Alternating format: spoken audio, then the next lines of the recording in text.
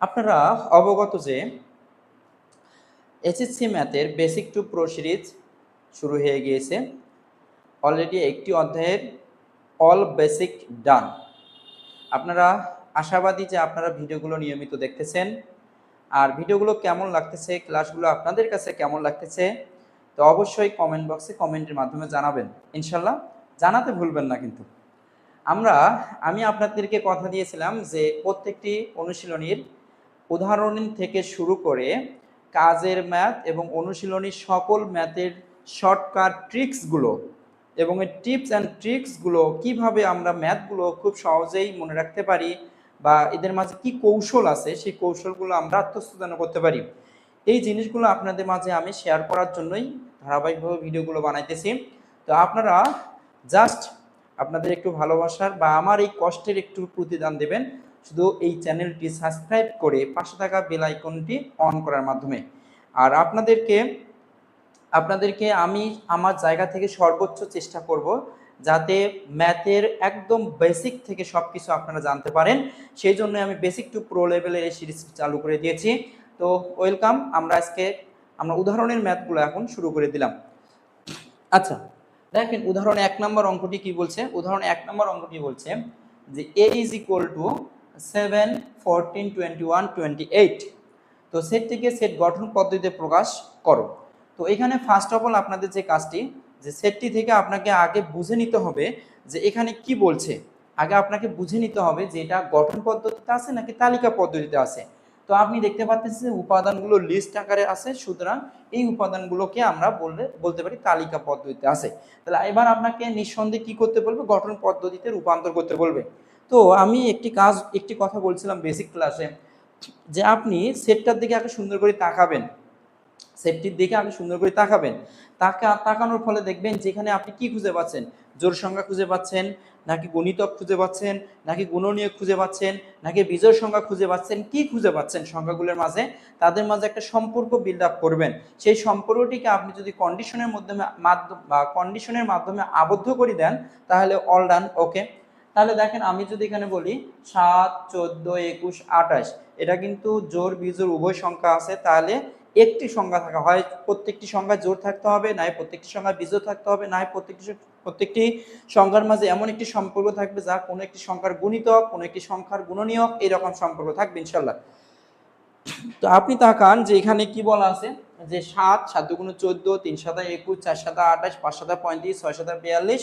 তার মানে আমরা দেখতে পাচ্ছি যে সংখ্যাগুলোর মাঝে 7-এর গুণিতক আছে। কি আছে? 7-এর গুণিতক আছে।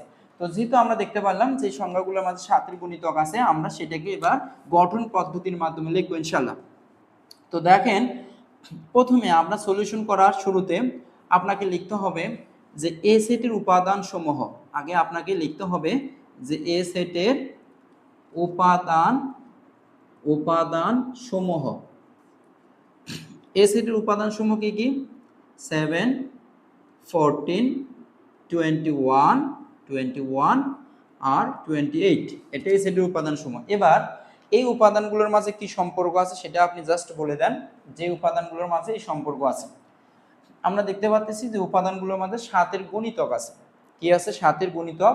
কিন্তু 7-এর গুণিতক কোথায় থেকে বড়? আপনি বলবেন 7-এর গুণিতক 0 অপেক্ষা বড় আর হচ্ছে 28 অপেক্ষা বড় নয়, এটা বলতে পারেন। অথবা আপনি এই কথাটা লিখতে পারেন যে উপাদানগুলো, তার মানে এখানে যে এ সেটের উপাদান সমূহ আমরা যদি লিখি যে এ সেটের উপাদান সমূহ 7-এর গুণিতক যা 0 অপেক্ষা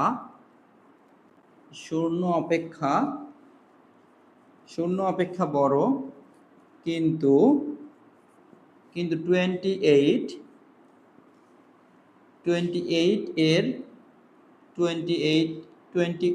অপেক্ষা বড় নয়, 28 অপেক্ষা কি নয়?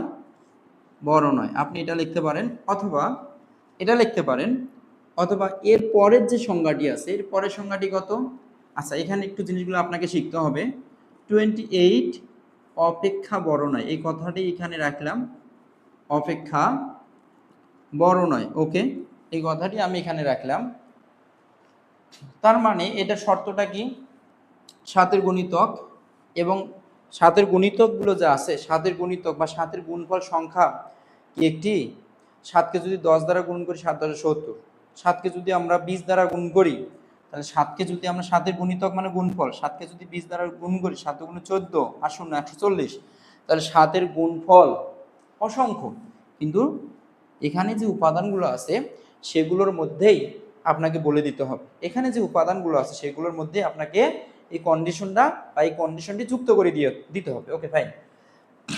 তো আপনি বললেন যে 0 অপেক্ষা বড় 7-এর গুণিতক, 7-এর গুণিতক 0 অপেক্ষা বড় হচ্ছে 7, তাহলে এখানে বলে দিলেন যে এ, আমি লিখলাম এক্স যেন এক্স, এক্স যেন এক্স, 7-এর বা 7-এর গুণিতক গুণিতক এবং কন্ডিশনটি কি 0 অপেক্ষা বড় এক্স আর হচ্ছে 28 এর সমান বা 28 অপেক্ষা ছোট। তাহলে 28 এর সমান বা 28 অপেক্ষা ছোট এটা লিখতে পারেন। অথবা এই জায়গায় যদি কথাটি আপনি এইভাবে লিখতেন যে এই সেটের উপাদান সমূহ 7-এর গুণিতক যা 7 বা 7 এর সমান বা 7 অপেক্ষা বড় এবং 28 অপেক্ষা বড় নয়, যদি এই কথাটি লেখেন তাহলে আপনাকে তখন লিখতে হবে 7 এর সমান বা 7 অপেক্ষা বড় এবং 28 এর সমান বা 28 অপেক্ষা ছোট। ওকে ফাইন, তখন এই শর্তটি লিখবেন।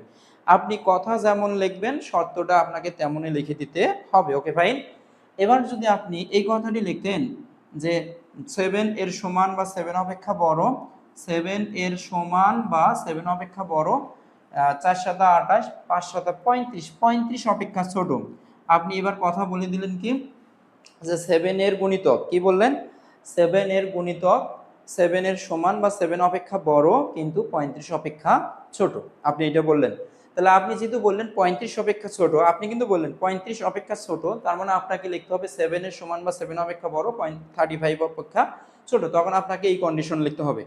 এবার আপনি যদি এটা লেখেন যে আপনি যদি বলে দেন যে এ সেটের উপাদান সমূহ, এ সেটের উপাদান সমূহ 7-এর বা 7-এর গুণিতক যা 0 অপেক্ষা বড় কিন্তু বা 0 অপেক্ষা বড় কিন্তু 35 অপেক্ষা 5 7 35, 35 অপেক্ষা ছোট, তখন যেহেতু আপনি বললেন যে 0 অপেক্ষা বড়, আপনি বলে দিলেন 0 অপেক্ষা বড়, তাহলে আপনি এখানে লিখবেন 0 অপেক্ষা বড় আর বলে দিলেন যে এখানে 7-এর যে গুণিতকগুলো আছে সেগুলো 0 অপেক্ষা বড় কিন্তু 35 অপেক্ষা ছোট।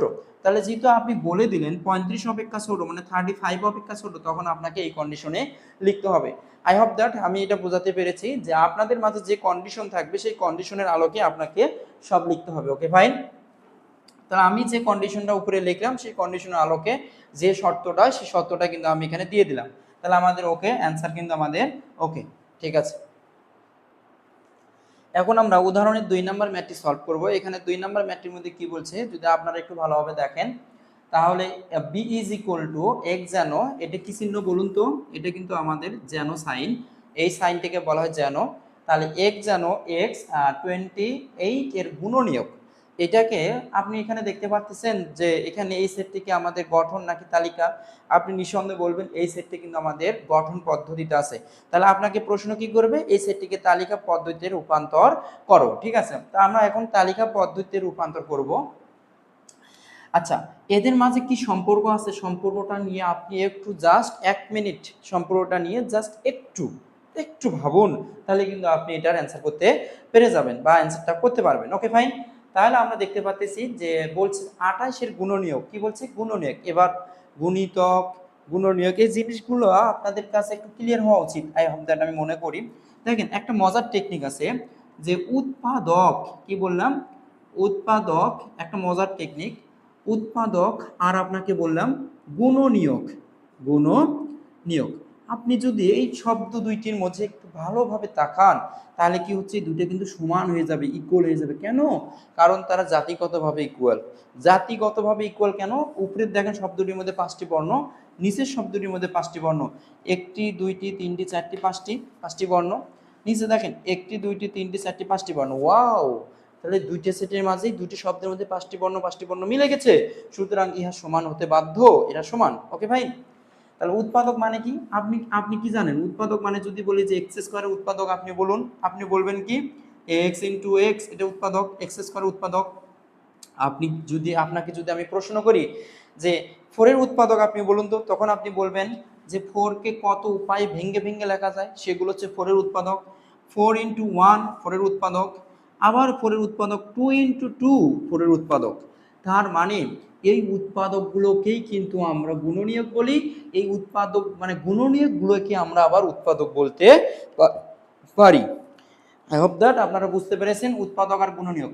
আর একটি মজার টেকনিক আছে, আপনি একটু খেয়াল করেন, মজার টেকনিকটা একটু ধরেন, মজার টেকনিক জিনিসটা কি একটু বোঝেন। মজার টেকনিক হলো, দেখেন গুণফল, কি বললাম, গুণফল ইজ ইকুয়াল গুণিতক, গুণিতক, গুণফল ইজ ইকুয়াল কি গুণিতক। এটা একটা মজার টেকনিক, গুণফল ইজ ইকুয়াল টু গুণিতক। আপনি একটু এখানে জাস্ট ভালোভাবে তাকান, গুণফলের মধ্যে কয়টি, একটি দুইটি তিনটি চারটি বর্ণ আছে, চারটি বর্ণ। গুণিতকের মাঝে কয়টি বর্ণ আছে, চারটি বর্ণ। ফর রিজন গুণিতক আর গুণফল ইজ ইকুয়াল, গুণিতক আর গুণফল ইজ ইকুয়াল। আপনাকে যদি বলি 2 এর গুণফলগুলো লিখুন, গুণফল, তাহলে আপনি কি করবেন, লেখা শুরু করবেন 2 ইন্টু 1 2 অক্ষে 2, 2 ইন্টু 2 2 দুগুণ 4, তারপর 2 ইন্টু 3 3 দুগুণ 6, 2 ইন্টু 4 3 4 দুগুণ 8, এইভাবে লেখা শুরু করবেন। তাহলে আপনার 2 এর গুণফল কোনগুলো, এগুলো। এই গুণফলগুলোকেই আমরা কিন্তু গুণিতক বলে থাকি, ঠিক আছে। এটা একটা মজার টেকনিক। এই টেকনিকটা আপনাদের কাছে কেমন লাগলো অবশ্যই কমেন্ট বক্সে জানাতে ভুলবেন না ইনশাআল্লাহ। এবার আসেন আমরা 28 এর গুণনীয়ককে আমরা লিখব। তো আমরা লিখলাম এখানে, হিয়ার, এখানে লিখব 28 এর গুণনীয়ক, গুণনীয়ক। তাহলে আমি শুরু করলাম 28 এর গুণনীয়ক দিয়ে। 28 এর গুণনীয়ক, এবার কি করবেন, উৎপাদক। তাহলে চিন্তা করতেছেন 28 এর কে আমি কত উপায়ে ভাঙতে পারি, 28 কে আমি কত উপায়ে ভাঙতে পারি, দেখুন 28 ইজ ইকুয়াল 28 ইন্টু 1, 28 ইন্টু 1। তাহলে 28 কে আমি ভেঙে একটা আমরা উৎপাদক পাইলাম 28 ইন্টু 1। তারপর আপনি কি করবেন, আমি 7কে চিন্তা করবেন যে একে 7 দ্বারা যদি ভাগ দেওয়া যায়, 7 অক্ষে 7, 7 দুগুণ 14, 3 7 21, 4 7 28, ওয়াও 4 7 28, ঠিক আছে। তাহলে আপনি কি করবেন 4 ইন্টু 7 লিখবেন, 4 ইন্টু 7। এবার যদি আপনি 14, আপনি 14 দুগুণ কি হয়, 14 দুগুণ 28, 14 অক্ষ 14, 14 দুগুণ 28। তাহলে আপনি এটাও লিখবেন যে 14 অক্ষ 14, 14 দুগুণ 28। আচ্ছা, তারপরে আরেকটি উৎপাদক আপনি পাইলেন, যা আপনি এভাবে একবারও লিখতে পারেন, আবার এখানে 28 ইজ ইকুয়াল টু ইয়া লিখতে পারেন, আবার 28 ইজ ইকুয়াল টু আপনি কি লিখতে পারেন 14 ইন্টু 2। তাহলে এইভাবে আপনি 28 এর গুণনীয়কগুলো লিখে ফেললেন। তাহলে 28 এর উৎপাদক, 28 এর উৎপাদক, 28 এর গুণনীয়ক এগুলা। তাহলে উৎপাদক 28 এর উৎপাদক, 28 এর গুণনীয়ক কি কোনগুলা, 1 28 7 4 2 14। Okay fine. তাহলে এবার আমরা লিখবো নির্ণয় সেট, কি লিখবো, নির্ণয় সেট। তাহলে নির্ণয় সেট যখন লিখলাম, তাহলে নির্ণয় সেট কি হবে বলুন তো, বি ইজ ইকুয়াল টু তাদের গুণনীয়কগুলো কি কি, তাদের গুণনীয়কগুলো হচ্ছে 1, তারপর 2, তারপর 4, তারপর 7 14 আর 28। Okay fine. এই যে এসএসসি 26-এর সোনামণিরা, আমরা কিন্তু এইচএসসি ম্যাথের বেসিক টু প্রো সিরিজ শুরু করে দিয়েছি। এই যে সোনামণিরা, আপনারা দেখেন 3 নম্বর অঙ্কটি কিভাবে সলিউশন করা যায়, এর মেকানিজমটা একটু সুন্দরভাবে দেখেন। যদি এই মেকানিজমটা আপনারা সুন্দরভাবে বুঝতে পারেন, তাহলে অবশ্যই বেসিক টু প্রো সিরিজ আপনি কমপ্লিট করবেন। ওকে ডান। এক্স জানো, এটা কি চিহ্ন বাবা বলুন তো, এটা জেন চিহ্ন, কি চিহ্ন জানো, এক্স জানো, এক্স ধনাত্মক পূর্ণ সংখ্যা, কি সংখ্যা, পূর্ণ সংখ্যা, তার মধ্যে আবার ধনাত্মক বলছি, পূর্ণ সংখ্যা তার মধ্যে ধনাত্মক, ধনাত্মক পূর্ণ সংখ্যা, এবং এক্স স্কোয়ার লেস দেন 28। তাহলে এক্স স্কোয়ার লেস দেন 28 মানে 28 28 অপেক্ষা ছোট। Okay fine. তা ধনাত্মক পূর্ণ সংখ্যা, আপনাকে পূর্ণ সংখ্যা যদি বলি, তাহলে আপনি কি করবেন, 0 1 2 3 4 ডট ডট, তারপর -1 -2 -3, তারপর ডট ডট ডট। তার মানে কি ঘটতেছে, আপনি বলতেছেন শূন্য অপেক্ষা সকল ধনাত্মক, শূন্য অপেক্ষা সকল ঋণাত্মক সংখ্যাকে কি বলে, পূর্ণ সংখ্যা বলে। ওকে ফাইন, ধনাত্মক পূর্ণ সংখ্যা। আর আমরা একটা সংজ্ঞা জানি, শূন্য অপেক্ষা সকল ধনাত্মক সংখ্যাকে বলে অঋণাত্মক সংখ্যা। কি সংখ্যা, অঋণাত্মক সংখ্যা, অঋণাত্মক সংখ্যা। তাহলে অঋণাত্মক সংখ্যা কাকে বলে, আপনি বলবেন শূন্য অপেক্ষা সকল ধনাত্মক সংখ্যাকে অঋণাত্মক সংখ্যা বলে। তাহলে অঋণাত্মক সংখ্যার ডেফিনিশন এটা যদি হয়ে থাকে, তাহলে শূন্য অপেক্ষা শূন্যটাকে বাদ দেন। তাহলে শূন্যটাকে বাদ দিলে কি হয়, 1 2 3 4 ইত্যাদি সংখ্যাগুলোকে আমরা নিঃসন্দেহে ধনাত্মক পূর্ণ সংখ্যা বলতে পারি। তাহলে আগে শুরুতে লিখবেন, যখন সলিউশন শুরু করবেন লিখবেন ধনাত্মক পূর্ণ সংখ্যা। ধনাত্মক কি সংখ্যা, ধনাত্মক পূর্ণ সংখ্যা, আগে এটা লিখবেন ধনাত্মক পূর্ণ সংখ্যা। ধনাত্মক পূর্ণ সংখ্যা সমূহ, ধনাত্মক পূর্ণ সংখ্যা সমূহ। তাহলে ধনাত্মক পূর্ণ সংখ্যা সমূহ কি কি, 1 2, কারণ জিরো লেখা যাবে না। কেন যাবে না বলুন, কেন যাবে না? কারণ আপনি যদি জিরো লেখেন তাহলে কিন্তু আপনি শূন্য লিখলেন। শূন্য অপেক্ষা সকল ধনাত্মক সংখ্যাকে অঋণাত্মক সংখ্যা বলে। তাহলে অঋণাত্মক সংখ্যা বলে যদি বলতো আপনাকে যে অঋণাত্মক সংখ্যা, তাহলে আপনি শূন্য থেকে শুরু করতেন। যেহেতু আপনাকে অঋণাত্মক সংখ্যা বলে নেই, আপনাকে বলছে ধনাত্মক পূর্ণ সংখ্যা, সুতরাং আপনি শুরু করবেন 1 থেকে। কোথায় থেকে, 1 থেকে।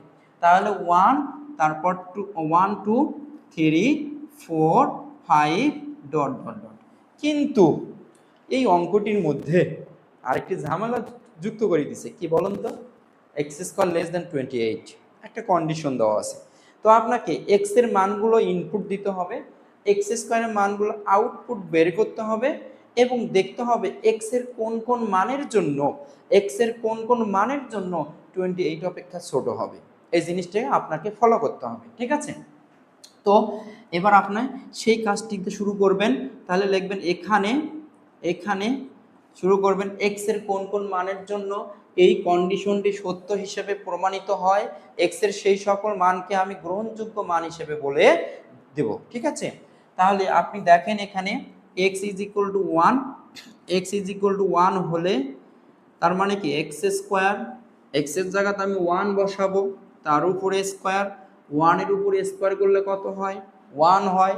এই 1 মানটা 28 অপেক্ষা মনে হয় বড়, 28 অপেক্ষা কিন্তু এই মানটি ছোট, 28 অপেক্ষা ছোট। Okay fine.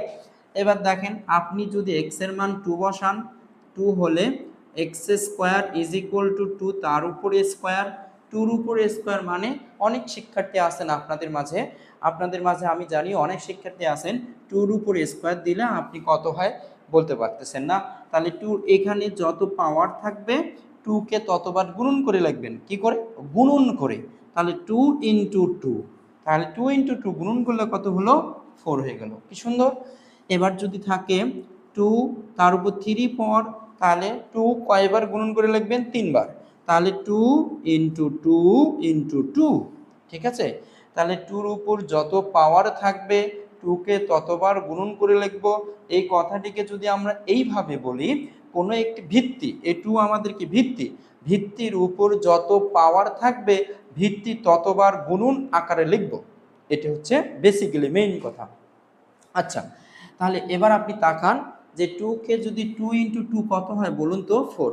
2 2 ইন্টু 2, 2 2 গুণ 4, 4 লেস দেন কত, 28। Okay fine. এবার কি করব, এইভাবে বসাতে থাকব। যখন এক্স এর যে মানের জন্য x square less than 28, x এর যে মানের জন্য এই শর্তটা গ্রহণযোগ্য হবে না, সেই মানগুলো বাদ দিয়ে বাকি মানগুলো, ওকে ফাইন। হ্যাঁ, এবার দেখেন এক্স ইজ ইকুয়াল টু 3 হলে, 3 হলে তাহলে x square is equal two 3 তার উপরে স্কোয়ার। তাহলে দেখেন ভিত্তি কত, 3, তার উপরে আছে কত, স্কোয়ার। তাহলে ভিত্তিকে কয়বার গুণন করে লিখবেন, 2 বার গুণন করে লিখবেন। তাহলে 3 3, অনেক পোলাপান আছে কি করে জানেন, 3 এর উপর স্কোয়ার, তাহলে লেখে কি 3 2 6, 3 এর উপর স্কোয়ার 3 2 6, অনেক পোলাপান লেখে, সুন্দর লেখে, তারা অনেক সুন্দর জানে, বুঝছেন? তো আপনি ওইটা করিয়েন না। হ্যাঁ, আপনি কি করবেন, 3 এর উপরে স্কোয়ার আছে, তাহলে 3 কয়বার গুণন হবে, 3 ইন্টু 3 বা 3 ইন্টু 3, তাহলে 3 গুণন 3, 3 3 কত, 9, লেস দেন 28। Okay fine. এবার দেখেন এক্স ইজ ইকুয়াল টু 4 হলে তাহলে x square is equal two 4 তার উপরে স্কোয়ার। 4 এর উপরে স্কোয়ার কত বাবা বলুন তো? 4 কয়বার গুণন হবে? 4 দুগুণ 8 কি? নো, 4 দুগুণ 8 না, 4 কয়বার গুণন? 4 গুণন 4, তাহলে 4 4 কত? 16। তাহলে এখানে লিখবেন 16 লেস দেন 28। কি সুন্দর ম্যাথ। এবার দেখেন এক্স এর মান যদি এবার আমরা 4 বসাই, কত? এক্স এর মান যদি আমরা 4 বসাই, একটু দেখতে পারবেন না মেবি। এক্স এর মান যদি আমরা একটু 4 বসাই, এক্স এর মান যদি আমরা একটু 4 বসাই, দেখেন এক্স ইজ ইকুয়াল 4 বসাইছি, এক্স এর মান যদি 5 হয়, এক্স এর মান 5 হলে এক্স স্কোয়ার 5 তার উপরে স্কোয়ার কত? 5 দুগুণ 10 লিখবেন? নো, 5 এর উপরে স্কোয়ার 5 দুইবার গুণন হবে, তাহলে 25 লেস দেন 28। এবার যদি আর একটু দুষ্টম করেন, এক্স ইজ ইকুয়াল টু 6 হলে তাহলে x square is equal to 6 তার উপরে স্কোয়ার মানে 36 লেস দেন কত? 28। ওয়াও, 36 28 অপেক্ষা কি বড়? বড়? হ্যাঁ বড়, কিন্তু ছোট মাথা আছে এদিকে। এই মাথাটা বলেন তো কার দিকে? ছোট মাথা 36-এর দিকে। এতক্ষণ ছোট মাথা ছিল ছোট সংখ্যাগুলোর দিকে, এবার 36-এর দিকে আছে, তার মানে কি এই মানটি এখন বড়, কিন্তু 28 অপেক্ষা ছোট হতে হবে।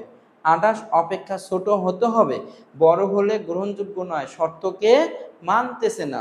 যেহেতু এই মানটি এক্স এর এই মানটি আমাদের এই এস্টাবলিশড শর্তকে মানতেছে না, সুতরাং এক্স এর মানকেও আমরা মানি না। তাহলে এক্স এর গ্রহণযোগ্য মান কি কি? এক্স এর গ্রহণযোগ্য মান আপনি বলবেন এক্স এর 1 মানের জন্য আমাদের শর্ত মেনেছে, সুতরাং এক্স এর মান 1 সঠিক। এক্স এর 2 এর জন্য আমাদের শর্ত মেনেছে, সুতরাং এক্স এর 2 মান সঠিক। তাহলে এবার আপনি কি করবেন? নির্ণয় শর্ত, ধনাত্মক পূর্ণ সংখ্যার জন্য শর্তের জন্য অ্যান্সার লিখবেন নির্ণয়। তাহলে দেখেন নির্ণয় সেট এক্স এর কোন কোন মানের জন্য আমাদের শর্তটিকে সম্পূর্ণরূপে মেনেছে। আপনি বলবেন এক্স এর 1 মানের জন্য মিলেছে, 2 3 4 5। ওয়াও, এটা সুন্দর করে লিখবেন। তাহলে 1 2 3 4 5, এটা সুন্দরভাবে এভাবে লিখে দেবেন। ইহাই আমাদের কি? অ্যান্সার। ঠিক আছে, ওকে ফাইন। এখন আমরা পৃষ্ঠা নাম্বার 23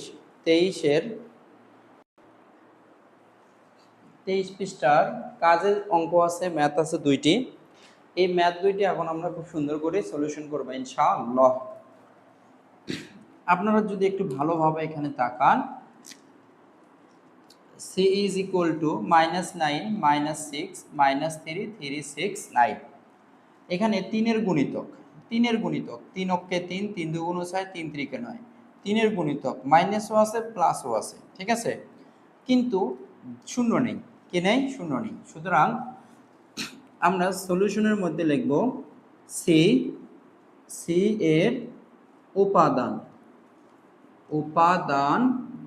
উপাদান সমূহ কিসের কত গুণিতক?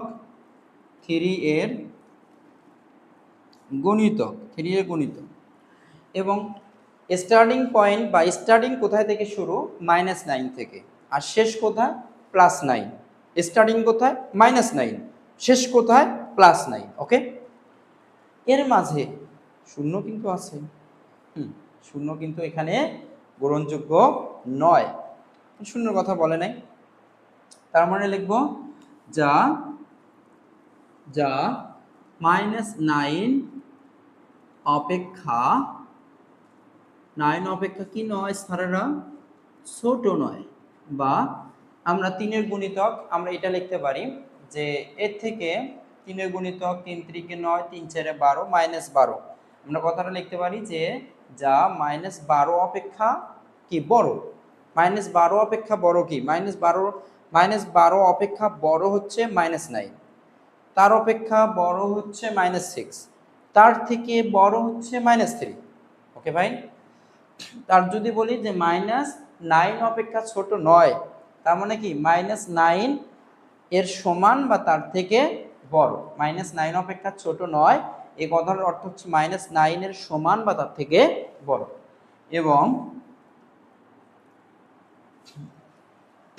এবং আমরা লিখলাম যে 9 অপেক্ষা কি নয়? বড় নয়। বড় নয়। আমরা এই কথাটি লিখতে পারি, অথবা অর অর আমরা এইভাবে লিখতে পারবো যে -9 অপেক্ষা ছোট একটি 3 এর গুণিতক সংখ্যা, সেটা কত? -9 তারপরে -12। তার মানে লিখবো যে এখানে অর দিয়ে যা -12 অপেক্ষা ছোট, -12 অপেক্ষা ছোট, -12 অপেক্ষা ছোট, এবং আমরা লিখলাম যে 12 অপেক্ষা বড়, -12 অপেক্ষা বড়, -12 অপেক্ষা বড় এবং 12 অপেক্ষা ছোট। আমরা এই কথাটি লিখতে পারি।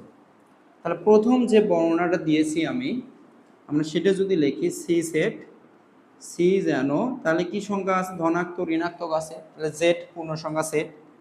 তাহলে সি এক্স যেন এক্স বিলংস টু জেড, এবং এখানে আমরা লিখবো একটা জিনিস, কমা দিয়ে এক্স ডাজ নট জিরো। ঠিক আছে, এক্সটা কিন্তু মানে এক্স এর মান কিন্তু জিরো হওয়া যাবে না। তারপরে লিখবো যে এবং কি লিখবো?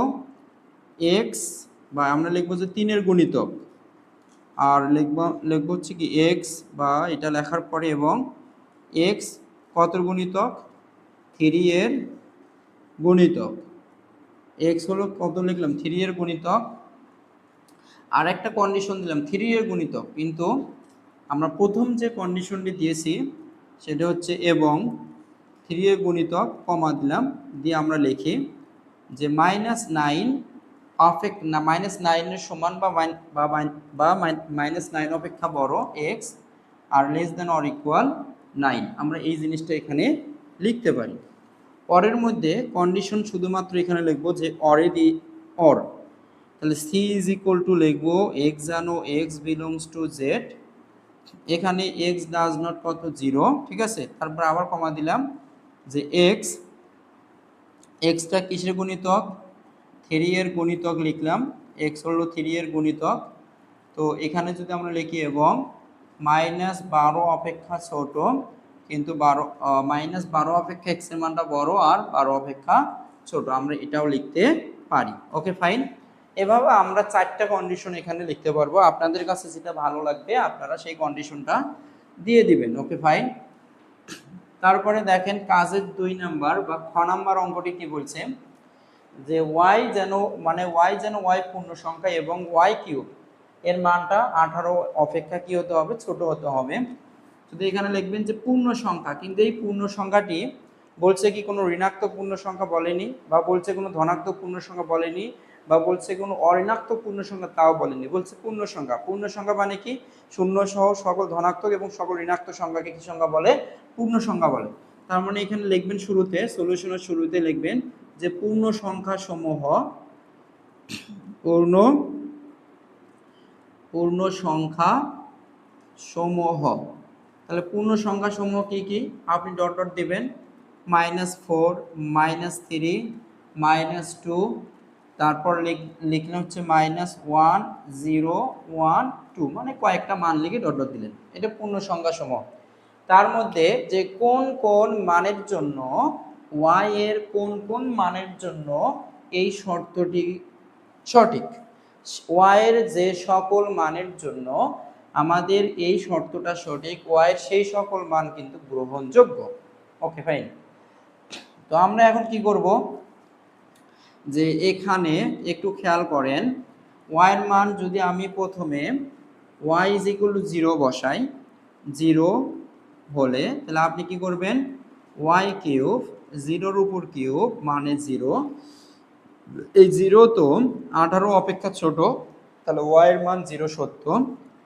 y = যদি আমি +-1 বসাই, বা +-1 হলে y কিউব +-1 তার উপর কিউব, তাহলে +-1 এর উপর যদি কিউব দেই তাহলে আপনি কি করবেন? মানে প্লাসের উপর 3 পাওয়ার দিলে প্লাসই হবে, মাইনাসের উপর 3 পাওয়ার দিলে মাইনাস হবে। কেন? কারণ -1 এর উপর যদি 3 পাওয়ার দেই তাহলে মাইনাসের উপর বিজোড় পাওয়ার হলে মাইনাসটা কি হবে? মাইনাসই হবে আর 1 হবে। আর 1 এর উপর 3 পাওয়ার দিলে 1, 3 বার গুণন করলে 1ই হবে। আর +1 এর উপর যদি 3 পাওয়ার দেই তাহলে প্লাসে হবে এখানে আর 1 এর উপর কত 3 পাওয়ার মানে কি 1ই হবে +1।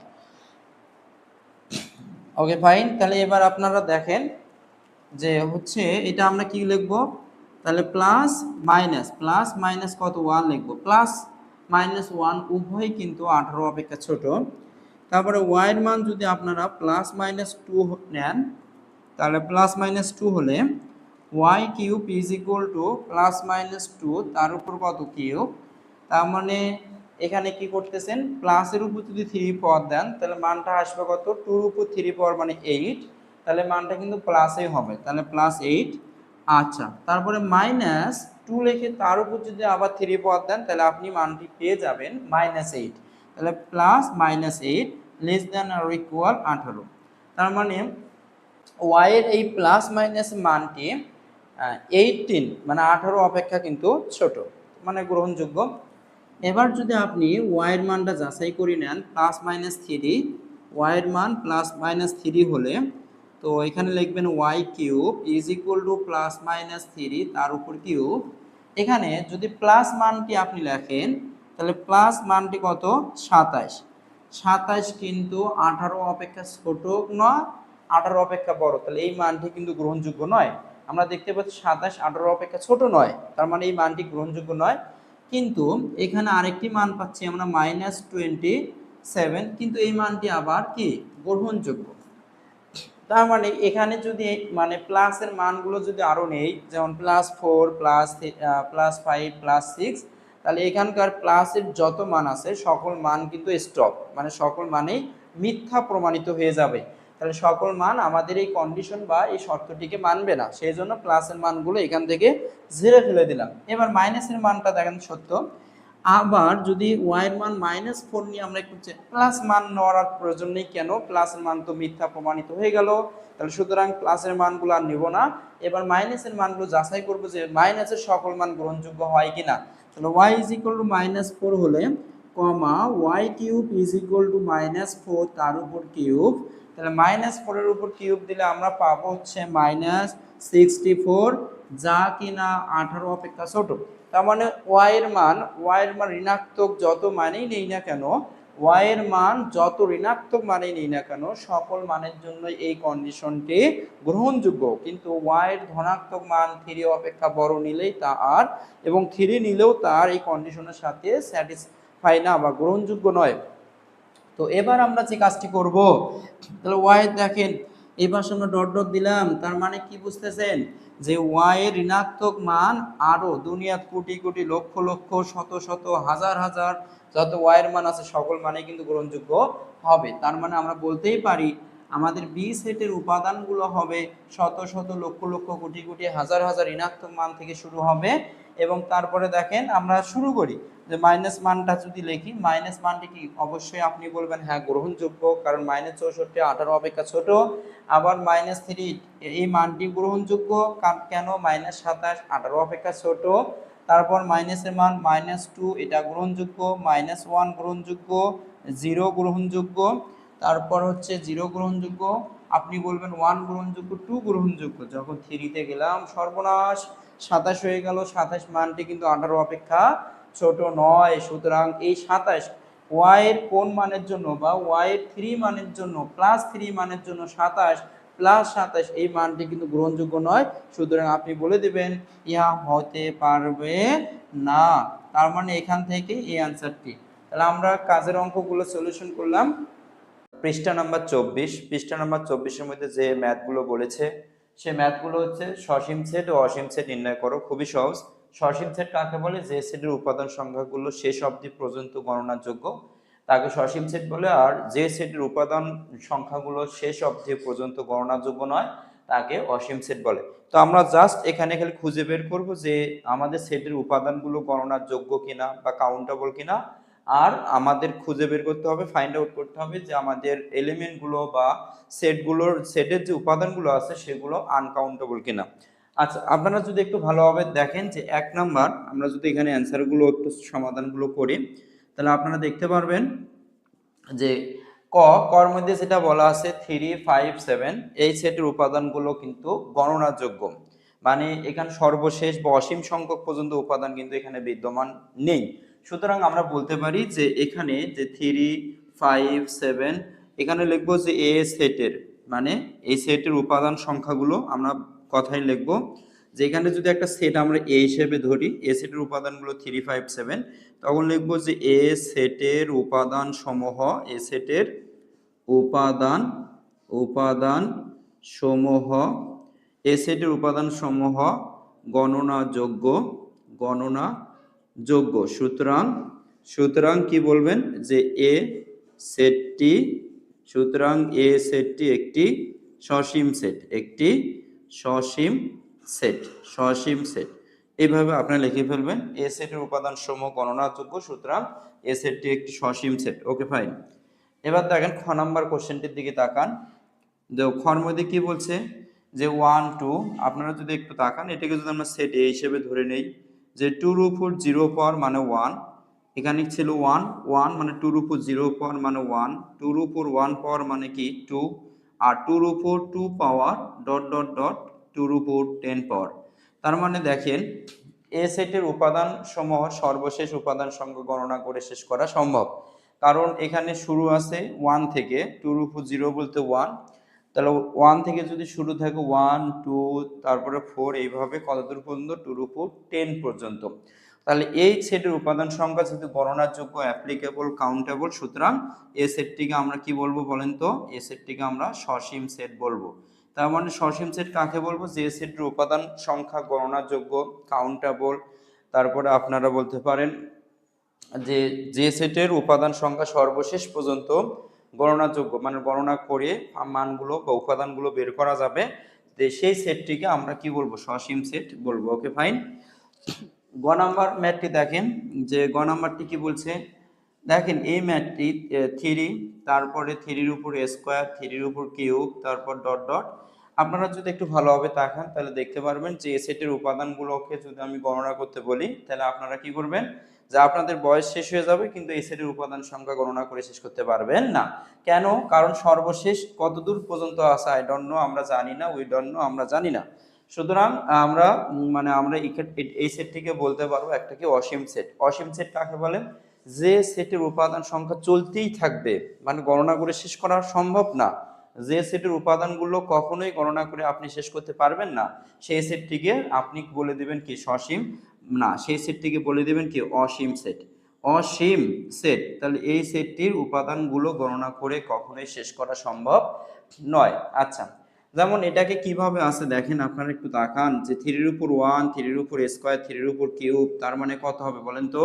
3 এর উপর 4, তারপরে 3 এর উপর 5, 3 এর উপর 6, এইভাবে চলতেই থাকবে 3 এর উপর n পর্যন্ত। ঠিক আছে? তাহলে এটা আমরা গণনা করে শেষ করতে পারবো না, কারণ n যেহেতু আমাদের স্বাভাবিক সংখ্যা, পৃথিবীর মধ্যে স্বাভাবিক সংখ্যা খালি 1, 2, 3, 4, 5, 6, 7, 100 পর্যন্ত নয়, 1000 পর্যন্ত নয়, 1 লক্ষ, 1 কোটি, 1000 কোটি, $1000 এত পর্যন্ত নয়। স্বাভাবিক সংখ্যা কিন্তু মানুষের বয়স শেষ হয়ে যাবে, কিন্তু স্বাভাবিক সংখ্যা শেষ হবে না, শুরু হবে 1 থেকে। ঠিক আছে? আচ্ছা, এবার ঘ নাম্বার ম্যাথটি দেখেন, আপনারা একটু ভালোভাবে তাকান। x যেন x পূর্ণ সংখ্যা এবং আচ্ছা এই সেটটাও কিন্তু আপনি কি বলবেন, সসীম সেট নাকি অসীম সেট? যদি একটু ভালোভাবে তাকান তাহলে বলবেন এই সেটটি একটি অসীম সেট। কেন? দেখেন x একটু ভালোভাবে যদি খেয়াল করেন যে x যেন x এখানে কি সংখ্যা? এখানে কিন্তু পূর্ণ সংখ্যার কথা বলা হচ্ছে, যে পূর্ণ সংখ্যা এবং x লেস দেন কত? 4, x লেস দেন 4। দেখেন পূর্ণ সংখ্যা বলতে কি বোঝায়? শূন্য সহ সকল ধনাত্মক এবং সকল ঋণাত্মক সংখ্যাকে পূর্ণ সংখ্যা বলে। শূন্য সহ সকল ধনাত্মক এবং সকল ঋণাত্মক সংখ্যাকে পূর্ণ সংখ্যা বলে। কিন্তু বলা আছে এখানে যে আমি লিখলাম 0, 1, তারপর 2, তারপর 3, এখানে কত? 4, তারপর এই পাশে আছে -1, -2, -3, -4, -5, এইদিকে চলতেই থাকবে। তার মানে স্টার্টিং পয়েন্টটা কোথায়? স্টার্টিং পয়েন্ট হচ্ছে 4 অপেক্ষা x এর মানটি ছোট। কতদূর পর্যন্ত চলবে? আপনার বয়স শেষ হয়ে যাবে কিন্তু সংখ্যা গণনা শেষ হবে না। তার মানে এদিকে চলতেই থাকবে পূর্ণ সংখ্যা। পূর্ণ সংখ্যা কাকে বলে? শূন্য সহ সকল ধনাত্মক ও সকল ঋণাত্মক সংখ্যাকে পূর্ণ সংখ্যা বলে। এখানে এক্সট্রা বাউন্ডিং দেওয়া আছে যে x এর মানটি হতে হবে 4 অপেক্ষা ছোট, কিন্তু 4 হওয়া যাবে না, 4 অপেক্ষা ছোট, x এর সকল মানের জন্য এটা গ্রহণযোগ্য। তার মানে এটাকে আমরা যদি এলিমেন্ট আকারে লিখি তাহলে আমরা লিখবো হচ্ছে এরকম। এটাকে যদি আমরা এলিমেন্ট আকারে লিখি তাহলে আমরা লিখবো এরকম যে মাইনাস মানে ডট ডট ডট অসংখ্য সংখ্যা আছে, -5 -4 -3 -2 -1, তারপর 0, তারপর 1, তারপর 2, তারপর 3। Okay fine. কিন্তু 4ও হবে না, যদি এখানে অর ইকুয়াল সাইন দেওয়া থাকতো তাহলে কিন্তু আমরা 4 সহ লিখতে পারতাম। যেহেতু এখানে অর ইকুয়াল সাইন দেওয়া নেই সুতরাং 4 হবে না। 4 অপেক্ষা ছোট স্বাভাবিক সংখ্যা বা পূর্ণ সংখ্যা আমরা বলতে পারি 4 অপেক্ষা ছোট পূর্ণ সংখ্যা হচ্ছে 3। তাহলে 3 থেকে স্টার্ট হবে এবং পূর্ণ সংখ্যা এদিকে চলতেই থাকবে। সুতরাং এ সেটেরও উপাদান সংখ্যা গণনা করে শেষ করা যাবে না। সুতরাং এ সেটটিকেও আমরা কি বলবো? এ সেটটিকেও আমরা অসীম সেট বলবো। এই সেটটিকেও আমরা কি বলবো? অসীম সেট বলবো। তাহলে দেখছেন কত সহজ, খালি একটু বুঝবেন যে জিনিসটা কি বলছে। Okay fine. তারপরে ঘ নাম্বারটি একটু ভালোভাবে তাকান। ঘ নাম্বার গেল, উম্ম নাম্বারে আসেন। উম্ম নাম্বার কি বলছে খেয়াল করেন যে পি এবং কিউ মূলদ সংখ্যা। আমরা যদি বলি যে সকল স্বাভাবিক বা যে সকল দুনিয়ার মধ্যে যে সকল সংখ্যাগুলোকে পি ভাগ কিউ আকারে প্রকাশ করা যায় তারা কিন্তু মূলদ সংখ্যা। আর এখানে ফাইন্ড আউট করা আছে যে কিউটাকে আমরা বলি হর আর পিটাকে আমরা বলি কিন্তু লব। পি লব, কিউ কিন্তু এখানে হর। এরাও বলছে যে পরস্পর সহমূলী সংখ্যা। আচ্ছা, তারপরে বলছে একটা কন্ডিশন দেওয়া আছে কিউর মানটা 1 অপেক্ষা বড়, কারণ আমরা কন্ডিশনের মধ্যেই জানি যে কিউ যদি 0 ডাজ নট মানে এটা বলা থাকে, কারণ হর কখনো 0 হবে না। যদি ভুলক্রমে বা ভুল ত্রুটি যদি আমরা করার কারণে হর যদি কখনো 0 হয়ে যায় তাহলে সেটাকে আমরা বলবো হর 0 হওয়া মানে কি, তাহলে আমরা সেটাকে বলবো সেটা অসংজ্ঞায়িত একটা সংখ্যা। এরকম মনে করেন যে পি ভাগ 0 এটা একটা অসংজ্ঞায়িত সংখ্যা, 3 ভাগ 0 অসংজ্ঞায়িত সংখ্যা, 4/0 অসংজ্ঞায়িত। এখানে যদি আমরা 3 লিখে উপরে যত ইচ্ছে পাওয়ার বাড়ান নিচে একটা শূন্য দিয়ে দিলাম তাহলে ওই সংখ্যাটি হয়ে যাবে অসংজ্ঞায়িত সংখ্যা, যা নির্ণয়যোগ্য নয়। সেই জন্য হরটা আমরা বলে দিই যে হর কখনো 0 হওয়া যাবে না।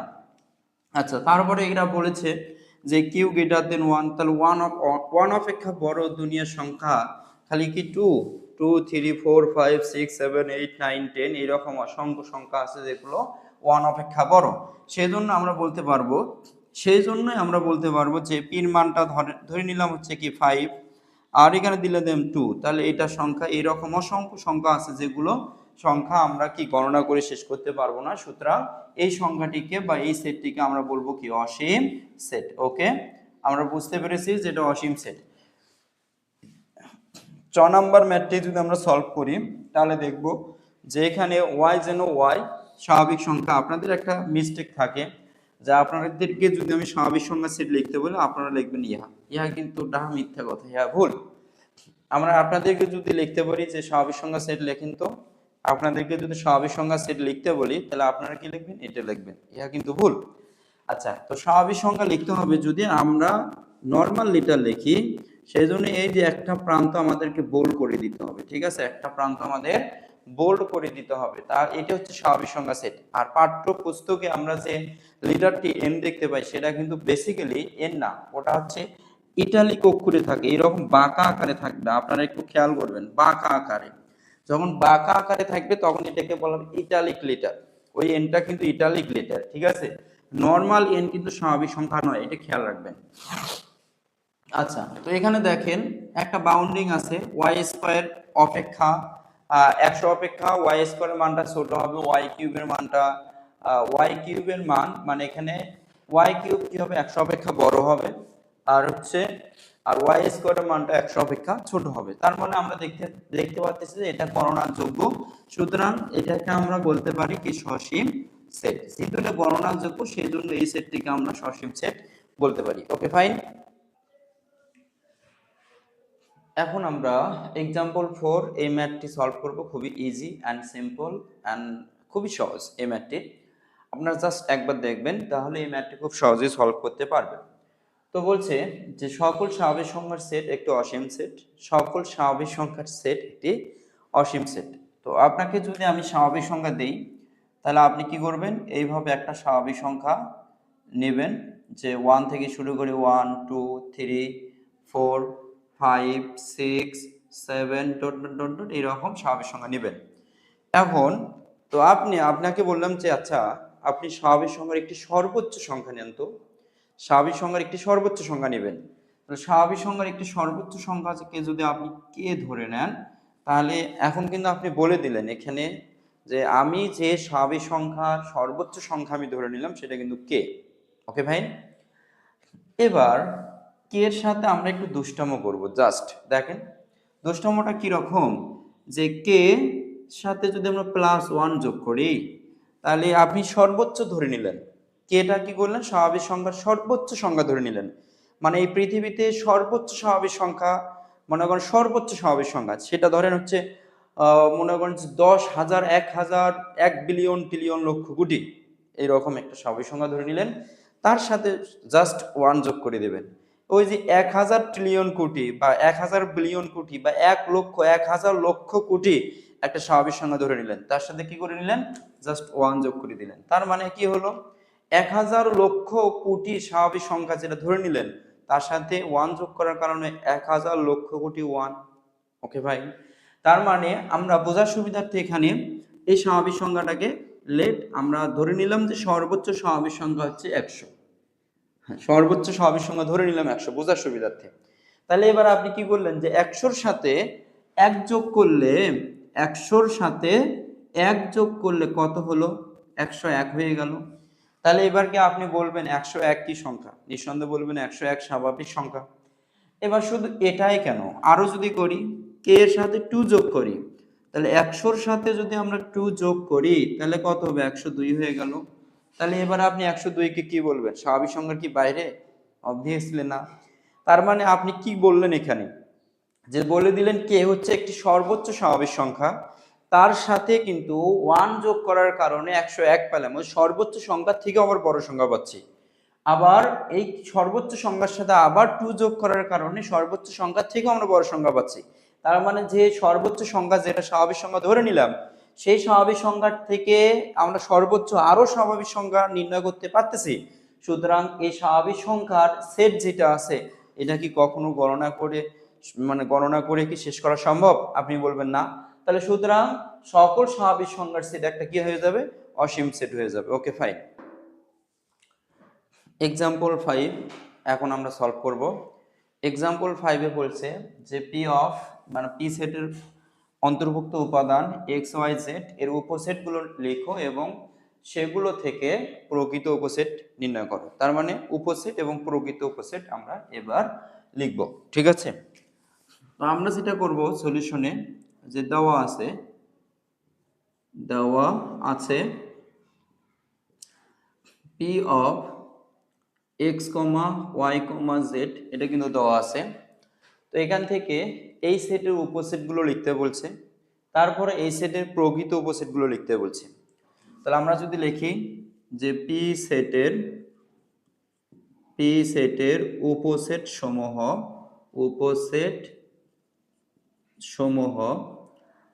পি সেটের উপসেট সমূহ, দেখেন আপনারা কি করবেন, এখানে যতগুলোই থাক কি করবেন, মানে নিচে মূল সেটটি একটি উপসেট হয়। মানে কোনো একটা সেট নিজেই তার নিজের উপসেট। মানে আমরা যদি এখান থেকে বলি পি হচ্ছে একটা মূল সেট, আর এর উপসেট যদি আমরা কিউ বলি, যখন কিউ এইভাবে যখন আমরা প্রকাশ করি, দেখেন মানে কিউ এর সকল উপাদান পি সেটের অন্তর্ভুক্ত। মানে এখানে অর ইকুয়াল থাকার কারণেই পি এর সকল উপাদানেই কিউ এর সকল উপাদানেই পি সেটের মধ্যে থাকবে, কিন্তু পি এর সকল উপাদান কিউ সেটের মধ্যে নাও থাকতে পারে। আচ্ছা, যেহেতু এখানে অর ইকুয়াল আছে সেই জন্য পি সেট নিজেই একটি কিউ সেটের সমান হয়ে যায়। কিউ এবং পি সমান কেন, কারণ এখানে অর ইকুয়াল আছে। অর ইকুয়াল থাকার কারণে কিউ এবং পি এই দুটো কি হয়ে যায়, সমান হয়ে যায়। সেই জন্য আমরা বলি যে কোনো একটা সেটের উপসেট সে নিজেই একটি ওই সেটের উপসেট হয়ে যায়। যেমন এই যে এই সেটের উপসেট, তাহলে এক্স ওয়াই জেড নিজেই কিন্তু একটি উপসেট হয়ে গেল। তারপর আমরা যেখানে মানে যতগুলো উপাদান থাকবে, যতগুলো এলিমেন্ট থাকবে, সকল এলিমেন্ট নিয়ে গঠিত সেট হচ্ছে একটি উপসেট। এখন কি করব, একটি এলিমেন্ট জাস্ট এখান থেকে মাইনাস করে ফেলবো। একটি এলিমেন্ট যদি এখান থেকে কমাই তাহলে আপনারা কি পাবেন, দেখেন এক্স যদি কমান বা এখান থেকে দুইটা করি, মানে তিনটা আছে এখানে, উপাদান কয়টা আছে, তিনটা, তিনটার মধ্যে থেকে একটি কমাবেন তাহলে কয়টা হবে, দুইটা, দুইটি করে, মানে দুইটি করে উপাদান যতগুলো পান আপনারা লিখে নেবেন। দেখেন দুইটি করে উপাদান আমরা লিখব, তাহলে x comma Y, okay fine. X দিয়ে যখন শুরু করলেন, এক্স দিয়ে ওয়াই দুইটে, আবার এক্স দিয়ে জেড, কি করলেন, এক্স দ্বারা এক্স এবং জেড, ওকে ফাইন, দুইটা করে লেখা শেষ। এখন আপনি কি করবেন, ওয়াই দিয়ে শুরু করবেন, ওয়াই দিয়ে জেড, ওয়াই কমা জেড, এটা একটু উপসেট, ওকে ফাইন।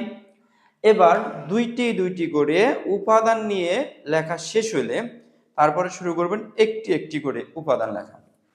দেখেন এক্স নিজে একটি, ওয়াই নিজে একটি, জেড নিজে একটি উপসেট, এবং ওরি মানে ফাঁকা সেট, যে কোনো সেটের উপসেট ওরি, যে কোনো সেটের উপসেট কি ওরি বা ফাঁকা সেট। তাহলে আপনারা দেখেন 1 2 3 4 5 6 7 8টি, ওকে ফাইন। তাহলে আমরা পি সেটের উপসেট সমূহ কয়টি পেলাম, 8টি। এখান থেকে ফর এমসিকিউর মধ্যে একটা গুরুত্বপূর্ণ কোশ্চেন, যদি পি সেটের উপাদান সংখ্যা এক্স ওয়াই জেড হয়, এক্স ওয়াই জেড, এখানে এন উপাদান সংখ্যা কয়টি, আপনি বলবেন 3টি, তাহলে এর উপসেট সংখ্যা কয়টি, এর উপসেট সংখ্যা হবে 2n সংখ্যকটি, এতটি। এর উপসেট কত হবে, 2n। তখন আপনি কি করবেন, 2 তার উপর 3 পদ দিবেন, দিলে কয়টি, 8টি। এইভাবে আপনি শর্টকাটের সাহায্যে অ্যান্সারটি যাচাই করে নিতে পারেন যে আপনার প্রকৃত সেট থেকে যতগুলো উপসেট গঠন করলেন সেই উপসেটগুলোর মধ্যে কোনো একটি উপাদান বাদ আছে কিনা বা মিসআন্ডারস্ট্যান্ডিং হয়েছে কিনা, সেটা আপনি একটু যাচাই করে নিতে পারবেন, ঠিক আছে। এবার আমরা কি করব, উপসেট সমূহের মধ্যে থেকে প্রকৃত উপসেটটা লিখব। কি লিখব, প্রকৃত উপসেট। খেয়াল করেন, এখন লিখবেন পি সেটের প্রকৃত উপসেট, প্রকৃত উপসেট। এই প্রকৃত উপসেটের থিওরিটা কি, ওই তো আমার সেটের যদি আমি প্রকৃত উপসেট তৈরি করতেছি, আমি নিজে ওই মূল মালিকানা থেকে বাদ থাকবো, আপাতত আমার অঙ্গ সংগঠন দিয়ে আমি পরিচালনা করব, ঠিক আছে।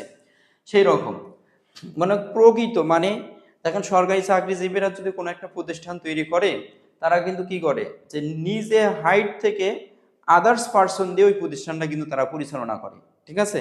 তাহলে প্রকৃত উপসেট হচ্ছে সে নিজে না থেকে তার অঙ্গ সংগঠন, তার মনে কর নিজে না থেকে ওখান থেকে যতগুলো উপসেট গঠন হবে সকল উপসেট নিয়ে গঠিত সেটকে আমি প্রকৃত উপসেট বলতে পারি, ওকে ফাইন।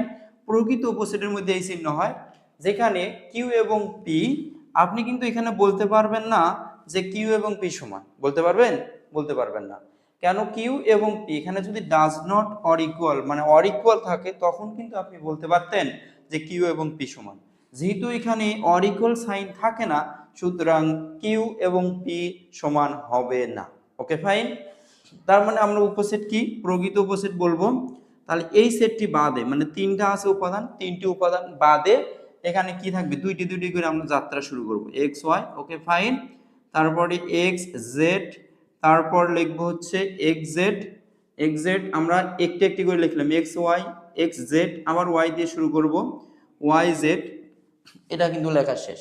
এবার কি করব, একটি করে, এক্স একটি আমাদের উপসেট, এক্স একটি উপসেট, ওয়াই একটি উপসেট এবং জেড একটি উপসেট, এবং সর্বশেষ ওরই একটি উপসেট। এখন ফর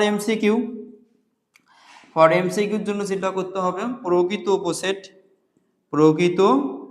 উপসেট, এই প্রকৃত উপসেটের জন্য অ্যান্সার হবে 2n-1। দেখেন এখানে এই সেটের উপাদান সংখ্যা কত, এই সেটের উপাদান সংখ্যা n এর মান কিন্তু 3, তাহলে প্রকৃত উপসেট কি হবে, 2n-1। তাহলে 2 এর উপর কত, 3-1, তার মানে 8-1 = 7। এটা হলো প্রকৃত উপসেটের অ্যান্সার। আমরা একটু গণনা করে দেখি, 1 2 3 4 5 6 7, ওকে ফাইন, প্রকৃত উপসেট আমাদের শেষ। নেক্সট, আচ্ছা দেখেন example 6, P is equal to x জানো এক্স 12 এর গুণনীয়ক সমূহ, আর Q is equal to x জানো এক্স 3 এর গুণিতক এবং x less than or equal কত 12। এখানে কোশ্চেন করছে P minus Q is equal to what, এটা এখন আমরা সলভ করব। দেন আপনি একটু ভালোভাবে তাকান যে পি এখানে কি বলছে, এক্স 12 এর গুণনীয়ক। তাহলে সর্বপ্রথম আপনাকে পি সেটের ক্ষেত্রে আপনাকে কি করতে হবে, 12 এর গুণনীয়কগুলো আগে বের করে নিতে হবে। 12 এর গুণনীয়ক, 12 এর গুণনীয়ক কি, এই গুণনীয়ক এবং গুণিতক এর বিস্তারিত ক্লাস বেসিক ক্লাসে করানো হয়েছে। আপনারা যদি ক্লাসটি করে না থাকেন তাহলে অবশ্যই বেসিক ক্লাস করে আসবেন, ঠিক আছে। এখানে দেখেন তাহলে 12 এর গুণনীয়ক মানে একে যত উপায়ে ভাঙানো যায়। দেখেন 12 ওকে 12 ইজ ইকুয়াল টু 12, তার 12কে 2 দিয়ে ভাগ দিলে 6 গুণন 2 6 দুগুণ 12, 3 দ্বারা যদি ভাগ দেওয়া যায় 4 গুণন 3 3 4 12, আর কি ভাঙানো যায় 4 দ্বারা 5 দ্বারা 6 দ্বারা 7 দ্বারা 8 দ্বারা 9 দ্বারা 10 11 12, তাহলে যায় না। তাহলে আপনি কি করবেন, 12 এর গুণনীয়ক মানে তো আপনি বোঝেন যে উৎপাদকগুলো, এই গুণনীয়ক মানে কি উৎপাদক। তাহলে 12 এর গুণনীয়ক সমূহ, 12 এর গুণনীয়ক সমূহ কত কত আপনি বলবেন 1 2 3 4 6 12, এটা 12 এর গুণনীয়ক সমূহ। তাহলে পি সেটের মধ্যে কি কি পাইলাম, পি সেটের মধ্যে পাবো 1 2 3 4 6 এবং 12, এটা পি সেটের অন্তর্ভুক্ত উপাদান। P set 1 2 3 4 6 12। তাহলে কি কিউ সেটের মধ্যে কি বলছে, 3 এর গুণিতক 12 এর সমান বা তার থেকে ছোট, 3 এর গুণিতক 12 এর সমান বা তার থেকে ছোট। তাহলে 3 থেকে শুরু, 3 অক্ষে 3, গুণিতক মানে কি গুণফল, 3 এর গুণফলগুলো 3 3 দুগুণ 6 3 তিরিকে 9 3 4 12, এগুলো হচ্ছে কি 3 এর গুণফলগুলো। এবং এই 3 এর গুণফলগুলো বলছে যে x less than or equal 12, মানে 3 এর গুণফলগুলো কত হবে 12 এর সমান বা তার থেকে ছোট হবে। Okay fine. তাহলে 3 অক্ষে 3 3 দুগুণ 6 3 তিরিকে 9 3 4 12, তাহলে এখানে আমরা দুইটা সেট পেলাম, একটা পি সেট আর একটা কিউ সেট। তাহলে পি সেটের মধ্যে পেলাম 1 2 3 4 6 আর 12, এই দুটো সেট আমরা পেয়ে গেলাম। তারপরে কি বলছে একটু খেয়াল করেন, পি মাইনাস কিউ নির্ণয় করতে বলছে। তো আপনি এখানে কি করবেন, পি মাইনাস কিউ নির্ণয় করবেন। অতএব P minus Q is equal to P সেটের উপাদান, পি সেটের উপাদান আছে 1 2 3 4 6 12, এটা হলো পি সেটের উপাদান, মাইনাস কিউ সেটের উপাদান 3 6 9 আর 12, এটা হলো কিউ সেটের উপাদান। যেহেতু পি মাইনাস কিউ করতেছেন, মাইনাস মানে দ্বিতীয়, যাকে বাদ দিচ্ছি সে তো পুরোটাই বাদ হয়ে যাবে, বাদ দিচ্ছি কাকে কে, তাহলে এই জিনিসটা পুরোটাই কি বাদ হয়ে যাবে। কিন্তু ও যে বাদ হবে এর সহপাঠী যারা তাদেরকে নিয়ে সে প্রথম সেট থেকে চলে যাবে। তাহলে এর সহপাঠী কে কে বলেন 3, তাহলে 3 কে নিয়ে সে চলে যাবে, মানে 3 প্রথম সেট থেকে কাটা, 6 প্রথম সেট থেকে কাটা, 12 প্রথম সেট থেকে কাটা, আর এখানে 9, এখানে তো 9 নেই, তাহলে এই পুরো সেটটা আগে বাদ, পুরো সেটটিকে বাদ। তো এর যে উপাদানগুলো প্রথম সেটের সাথে মিলে যাবে, প্রথম সেট থেকে সেই উপাদানগুলোকেও বাদ দিয়ে দেবো, দিলে আমরা কি পাবো 1, দেখেন কি থাকতেছে প্রথম সেটের মধ্যে 1 2 4, এটা হচ্ছে আমাদের পি মাইনাস কিউ। এক্সাম্পল 7 যেটা বলছে একটা সার্বিক সেট দেওয়া আছে ইউ 1 2 3 4 5 6 7, আর এ সেটের অন্তর্ভুক্ত দেওয়া আছে 2 4 6 7, বি সেটের উপাদান দেওয়া আছে 1 3 5। এখানে নির্ণয় করতে বলছে এ কমপ্লিমেন্ট বা এসি, আর হচ্ছে কি বি কমপ্লিমেন্ট বা বিসি নির্ণয় করতে বলছে।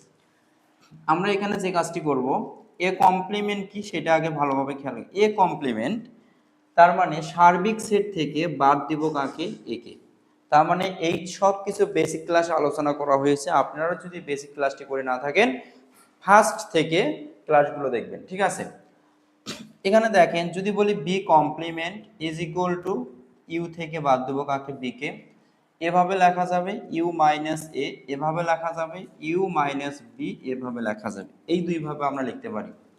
তাহলে দেখেন A complement is equal to সার্বিক সেট কত, আমরা আগে শুরুতে লিখবো ইউ বাদ এ, তারপরে ইউর ভিতরে অন্তর্ভুক্ত উপাদানগুলো কি কি, 1 2 3 4 5 6 আর 7, আর বাদ দিব কাকে, এ সেটকে। এ সেটের অন্তর্ভুক্ত উপাদান কি 2 4 6 আর 7। তাহলে আমরা যাকে বাদ দেই সে তো সম্পূর্ণটাই বাদ হয়ে যায়। প্রথম সেট থেকে যে উপাদানগুলো মিলে যাবে সে উপাদানগুলো নিয়ে সে বাদ হয়ে যাবে। দেখেন এই যে 2, এই যে 2 প্রথম সেটের সাথে মিলছে, তাহলে 2 কে নিয়ে সে বাদ হয়ে যাবে।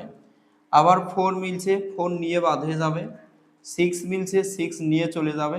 7 মানে দ্বিতীয় সেটটি সম্পূর্ণটাই বাতিল, কিন্তু প্রথম সেট থেকে দ্বিতীয় সেটের যে উপাদানগুলো প্রথম সেটের সাথে মিলে যাবে, তো প্রথম সেট থেকে সেই উপাদানগুলো নিয়ে সে চলে যাবে। যাওয়ার পর প্রথম সেটে কে কে থাকে, প্রথম সেটে থাকতেছে 1, প্রথম সেটে এখন বিদ্যমান আছে কত 3, আর বিদ্যমান আছে 5, আর কিন্তু কিছু নাই। তাহলে এ কমপ্লিমেন্ট হচ্ছে এটা, ঠিক আছে। এখন আমরা যেটা করব বি কমপ্লিমেন্ট। দেখেন বি কমপ্লিমেন্ট কিভাবে নির্ণয় করব, বি কমপ্লিমেন্ট ইউ থেকে বাদ দেব কাকে, বি কে। তাহলে ইউর মধ্যে অন্তর্ভুক্ত উপাদান কত, 1 2 3 4 5 6 7, এটা হচ্ছে ইউর মধ্যে অন্তর্ভুক্ত, বাদ। তাহলে বাদ দিচ্ছি কাকে, বি কে। তাহলে বির মধ্যে উপাদান 1 3 5। তাহলে কি বললাম, ওই তো বাদ সেটের কাজ কি, সে তো বাদ হয়ে যাবে, প্রথম সেটের থেকে যেগুলো উপাদান মিল থাকবে সেগুলোকে নিয়ে সে বাদ হবে। দেখেন 1 কিন্তু প্রথম সেটের মধ্যে আছে, তাহলে সে 1 নিয়ে চলে যাবে। 3 প্রথম সেটে আছে, 3 নিয়ে সে চলে যাবে। 5 প্রথম সেটে আছে, 5 নিয়ে সে চলে যাবে। যাওয়ার পর এগুলো কেটে দেওয়ার পর এগুলো চলে গেল, সে নিয়ে বাদ হয়ে গেছে। দ্বিতীয় সেটের উপাদানগুলো প্রথম সেট থেকে এগুলো নিয়ে সে চলে গেছে। যাওয়ার পর প্রথম সেটে আর কি কি থাকতেছে, 2 থাকে, 4 থাকে, 5 থাকে, 5 থাকে, সরি 5 থাকতেছে না, 2 4 6 আর 7। এটা হচ্ছে আমাদের বি কমপ্লিমেন্টের অ্যান্সার। এখন আমরা এক্সাম্পল 8 সলভ করব। দেখেন সি সেটের উপাদান 3 4 5 এবং বি সেটের উপাদান 4 6 8। এখানে সি ইউনিয়ন ডি, এই ইউনিয়ন মানে হচ্ছে দুইটি সেটের মধ্যে যে উপাদানগুলো মিল থাকবে সেগুলো হবে, আর যে উপাদানগুলো মিল থাকবে না সেগুলো হবে। মানে মানে সকল উপাদান নিয়ে আমি যদি বলি, এক নাম্বার কাজ হলো আগে নেবেন মিল উপাদানগুলো নেবেন। 2 নাম্বার কাজ আর অবশিষ্ট উপাদানগুলো নেবেন। অবশিষ্ট মানে দুইটি সেটের মধ্যে যে উপাদানগুলো মিল পাবেন সেটা আগে নিয়ে নেবেন, তারপরে অবশিষ্ট যে উপাদানগুলো আছে সেগুলো নিয়ে নেবেন। কারণ খালি মনে করেন যে একটা ইউনিয়ন তৈরি করতেছেন, খালি ধনী লোকগুলো দিয়ে ইউনিয়ন গঠিত করলে হবে না, আপনাকে গরিবগুলোর বেশি বেশি প্রাধান্য দেওয়া লাগবে। তাহলে ওই আপনি যদি ধনী লোকগুলোর প্রতি যতটা প্রাধান্য দিচ্ছেন তার থেকে বেশি প্রাধান্য গরিব লোকদের প্রতি দেন, তাহলে তারা আপনাকে বেশি স্যালুট করবে, তাহলে ওই ইউনিয়নটা বেশি উন্নতি হবে, ঠিক আছে। তার মানে এই অবশিষ্ট লোকগুলো হচ্ছে আমাদের সেই পুয়ার ম্যান, এই অবশিষ্ট লোকগুলো নিয়েও আমাদের এই টোটাল ইউনিয়নটা গঠিত হয়ে যায়, ঠিক আছে। আর ভোটের সময় আপনারা খেয়াল করবেন যে কে ওই যে তাদের ভোট আমাদের বেশি প্রয়োজন হবে, ঠিক আছে, এই জিনিসটা একটু খেয়াল রাখবেন। আচ্ছা, তো এখন সি ইউনিয়ন ডি, তাহলে সি উপাদানগুলো কি কি, সির মধ্যে কি 3 4 আর 5, এটা হলো সি উপাদান। ইউনিয়ন আর ডির মধ্যে কি আছে 4 6 8। তাহলে এক নম্বর কাজ কি, মিল উপাদান। দেখেন মিল উপাদান কি কি আছে, আপনি বলতেছেন 4 আছে, তাহলে যেহেতু 4 আছে 4 তো লিখবো, এনাফ। আর অমিল অবশিষ্ট উপাদানগুলোকে প্রাধান্য দিতে বলেছি কারণ এটা ইউনিয়ন, ঠিক আছে। তারপরে আপনি কি বলবেন যে আপনি 3 লেখেন, 3 লিখলাম, আর মিল উপাদান কি আছে 4 লিখলাম, তারপর অমিল উপাদান কি আছে 5, তারপর 6, তারপর 8, আমরা এইভাবে লিখে নিলাম। তাহলে সি ইউনিয়ন ডির অ্যান্সার হচ্ছে এটা। এইটাকে যদি আপনি একটু ভেন চিত্রের মাধ্যমে লিখতেন তাহলে জিনিসটা এইরকম হবে, একটু খেয়াল করেন। পুরোটা হচ্ছে আমাদের ইউনিয়ন, এখানে দুইটা সেট, একটা হচ্ছে একটা নিলাম সি এর জন্য for C and for D, আমরা দুইটা সেট এখানে নিয়ে নিলাম, একটা সি এবং আরেকটা কি ডি। তাহলে দেখেন সি সেটের অন্তর্ভুক্ত উপাদানগুলো কি কি, আপনি যদি খেয়াল করেন সি সেটের অন্তর্ভুক্ত উপাদান 3, 4, 5, তার মধ্যে এই 4 উপাদান দুইটির মধ্যে আছে। তাহলে দুইটি সেটের মধ্যে কোন উপাদানটি আছে 4, আপনি 4 কে দিয়ে দিলেন, কারণ 4 কি কয়টি আছে, 4 কিন্তু আমাদের দুইটি সেটের অন্তর্ভুক্ত একটি উপাদান, মানে এর মধ্যেও 4 আছে, সির মধ্যে 4 আছে, ডির মধ্যেও কিন্তু 4 আছে, সেই জন্য 4 কে কমন ইন্টারসেকশন যে পয়েন্ট সেই জায়গাতে আমি 4 কে ইউজ করলাম। আর আর মাইনাস এলিমেন্ট অর্থাৎ অবশিষ্ট উপাদান কি আছে 3 এবং 5, 3 এবং 5 মানগুলো এখানে লিখলাম 3 আর এখানে লিখলাম 5। আর ডি সেটের মধ্যে অবশিষ্ট উপাদান কি আছে 6 এবং 8, 6 আর 8 ইচ্ছা মতো লিখে দিলাম। তাহলে এটাই ছিল আমাদের কি, এটা ছিল ডায়াগ্রাম বা এটাকে ছিল ভেন চিত্র। আচ্ছা, নেক্সট প্রবলেমটি এক্সাম্পল 8 দেখেন, p is equal to x belongs to n, যেন x এর মানটি স্বাভাবিক সংখ্যা, এই স্বাভাবিক সংখ্যার বাউন্ডিং বা শর্ত দেওয়া আছে 2 অপেক্ষা বড় হবে, 6 অপেক্ষা ছোট হবে বা তার সমান হবে। আর x হলো স্বাভাবিক সংখ্যা, কারণ এখানে বলা আছে x belongs to n, n কি স্বাভাবিক সংখ্যা, স্বাভাবিক সংখ্যার উপাদানগুলো কি x, n কি সংখ্যা, n স্বাভাবিক সংখ্যা, যেহেতু belongs to বলা আছে x, তাহলে x হচ্ছে স্বাভাবিক সংখ্যার উপাদান, স্বাভাবিক সংখ্যার উপাদান, সেই উপাদানগুলো কি কি হবে, সেই x না আবার জোড় সংখ্যা বলছে, মানে x কি সংখ্যা, স্বাভাবিক সংখ্যা, স্বাভাবিক সংখ্যার উপাদানগুলো, স্বাভাবিক সংখ্যার মধ্যে কি জোড় সংখ্যা এবং জোড় সংখ্যা, এবং x কি বলছে লেস দ্যান অর ইকুয়াল 8, তাহলে x এর মানটা কি, এই জোড় সংখ্যাগুলো হবে 8 অপেক্ষা ছোট বা তার সমান। আচ্ছা, তাহলে এখানে দেখেন p সেটের উপাদানগুলো কি কি হবে, বলছে x belongs to n, x টা কি সংখ্যা, স্বাভাবিক সংখ্যা, কেন, কারণ belongs to n বলা আছে, n টা স্বাভাবিক সংখ্যা, স্বাভাবিক সংখ্যার ভিতরে কি আছে x আছে, সেই জন্য আমরা x এই মানগুলো হয়ে যাবে স্বাভাবিক সংখ্যা 1, 2, 3, 4। এবার শর্ত দেওয়া আছে স্বাভাবিক সংখ্যা কত থেকে বড়, 2 অপেক্ষা বড় 6 এর সমান বা সেখান থেকে ছোট, তা 2 অপেক্ষা বড় স্বাভাবিক সংখ্যা কি, আপনি লিখবেন 3, তারপর লিখবেন 4, 5, 6, কারণ বলা আছে 6 অপেক্ষা সমান বা তার ছোট। এবার কিউ দেখেন বলা আছে কি x belongs to n, n টা কি স্বাভাবিক সংখ্যা, তার উপাদানগুলোকে বা তার উপাদানগুলো কি x, n স্বাভাবিক সংখ্যা, তার উপাদানগুলো কি কি 1, 2, 3, 4, 5, 6, এই উপাদানগুলো কি x। এবার বাউন্ডিং বলা আছে x মানে স্বাভাবিক সংখ্যা, তুমি হয়ে যাও জোড় সংখ্যা, স্বাভাবিক সংখ্যা হয়ে গেল জোড় সংখ্যা, x জোড় সংখ্যা, আর শর্ত কি x less than or equal 8, তাহলে জোড় সংখ্যা কিন্তু 8 এর সমান বা তার থেকে ছোট, তাহলে স্বাভাবিক সংখ্যার স্টার্টিং পয়েন্ট শুরু হয় 1 থেকে, 1, 2, 3, 4, 5, 6, 7, 8।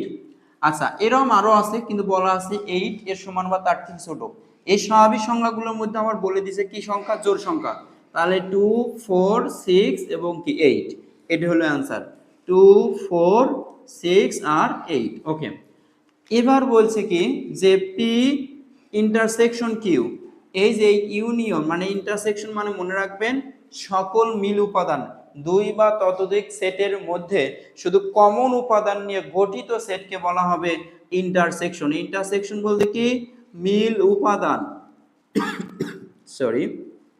মিল উপাদান বা কমন উপাদান, ঠিক আছে, common element ELEMENT, common element, তার মানে মূল উপাদান, মিল উপাদান বা কমন এলিমেন্ট। ওকে ফাইন, তাহলে পি এর উপাদানগুলো কি কি, আপনি লিখবেন 3, 4, 5, 6, আর ইন্টারসেকশন কমন উপাদান দেখেন কিউর মান কত আছে 2, 4, 6 আর 8।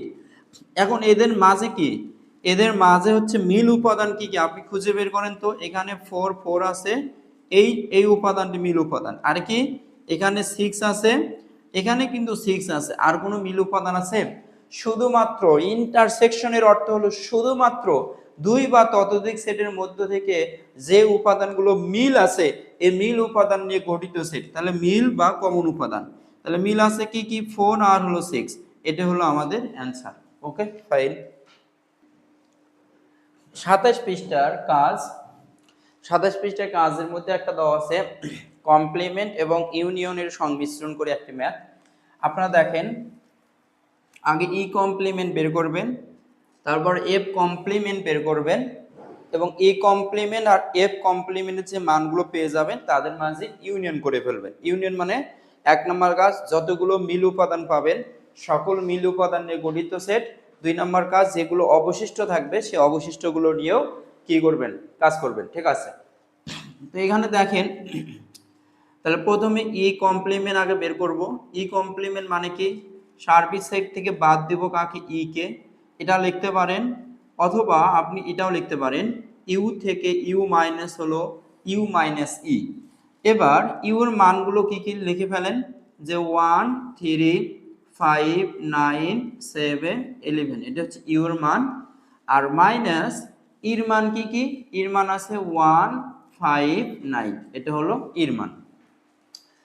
এখন ই কমপ্লিমেন্ট আপনি কি করলেন, আপনি কিন্তু ইউর মান আর ইর মান লিখলেন।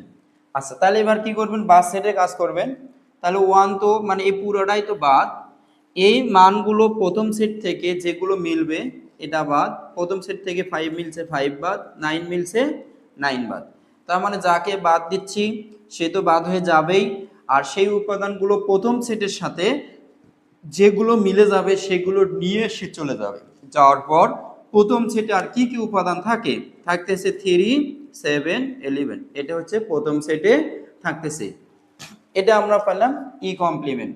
তাহলে এবার আরেকটু খেয়াল করেন, আমরা যদি এখানে লিখি যে ই কমপ্লিমেন্ট মান পেলাম 3 7 11 11। Okay fine. তারপরে এবার আমরা কি করব, এফ কমপ্লিমেন্ট বের করব সেম ভাবে। দেখেন এফ কমপ্লিমেন্ট মানে সার্বিক সেট থেকে, এই সার্বিক সেট থেকে বাদ দিবেন কাকে, এফ কে, এটা লিখতে পারেন, অথবা এই সার্বিক সেট থেকে এইভাবে বাদ চিহ্ন এটা দিয়ে ইজ এফ। তাহলে ইউর মান কত, ইউর মান কিন্তু 1 3 5 9 7 11, এটা হচ্ছে ইউর মান। তো বাদ দিচ্ছেন কাকে, এফ এর মান, এফ এর মান 3 7 11। Okay fine. তাহলে দেখেন এ তো পুরোটাই বাদ, মানে সম্পূর্ণ সেটটি বাদ। তাহলে প্রথম সেট থেকে বাদ 3 3 কেটে দিলাম, 7 7 কে কেটে দিলাম, 11 11 কে কেটে দিলাম। দেওয়ার পর আর কি কি বাকি থাকে, 1 থাকে 5 থাকে 9 থাকে, এটা হচ্ছে আমাদের এফ ড্যাশ এর মান। তাহলে এফ ড্যাশের মান আমরা কত পেলাম, এফ ড্যাশের মান পেলাম 1 5 আর হচ্ছে কি 9। এবার এই দুইটি সেটের মাঝে কি করতে বলছে, এই দুটি সেটের মাঝে ইউনিয়ন করতে বলছে। তাহলে এবার যদি আমরা এই কাজটা করি যে E complement union F complement is equal to, E complement মানে কত 3 7 11, এটা হচ্ছে ই কমপ্লিমেন্ট। তাহলে ইউনিয়ন আর এফ কমপ্লিমেন্টের মান হচ্ছে 1 5 আর হচ্ছে কি 9। আর ইউর কাজ কি বা ইউনিয়নের কাজ কি, সকল উপাদান মানে মিল অমিল সকল উপাদান নিয়ে গঠিত সেট। দেখেন আমরা একবারে সাজিয়ে লিখি, 1 কি মিল আছে, নেই, তাহলে 1ও হবে। 5 বা 3 কি মিল আছে, নেই, 3 হবে। 5 হবে, 7 হবে, 9 আর 11, তাহলে হচ্ছে কি ই কমপ্লিমেন্ট ইউনিয়ন এফ কমপ্লিমেন্টের অ্যান্সার এটা। Okay fine. এখন আমরা एग्जांपल 10 সলভ করব। বলা আছে a ইজ ইকুয়াল টু ওরি বা 5 বা ফাঁকা set, b is equal to a আর c is equal to a, b, set তিনটির শক্তি সেটের উপাদান সংখ্যা কত। আমরা যদি এটা সলিউশন করি তাহলে দেখেন এখানে a সেটের উপাদান সংখ্যা কোনো কিছু নাই, মানে কত 0।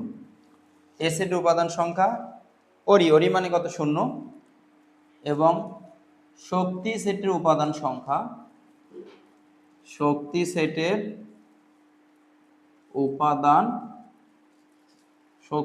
উপাদান সংখ্যা কিন্তু পি অফ এ, মানে কয়টি? একটি আসবে, সেটা একটি, 2 উপর 0 পাওয়ার দিলে 1। তার মানে দেখেন বি সেটের উপাদান সংখ্যা কয়টি? আপনি বলবেন হচ্ছে এ। বি সেটের উপাদান সংখ্যা 1 এবং শক্তি সেটের উপাদান সংখ্যা আমরা যদি বলি পি অফ বি, আর এ পি অফ বি সেটের উপাদান সংখ্যা 2 এর উপর 2 পাওয়ার 2 এর উপর 1 পাওয়ার, তাহলে 2 ইজ ইকুয়াল টু 2 এর উপর 1 পাওয়ার।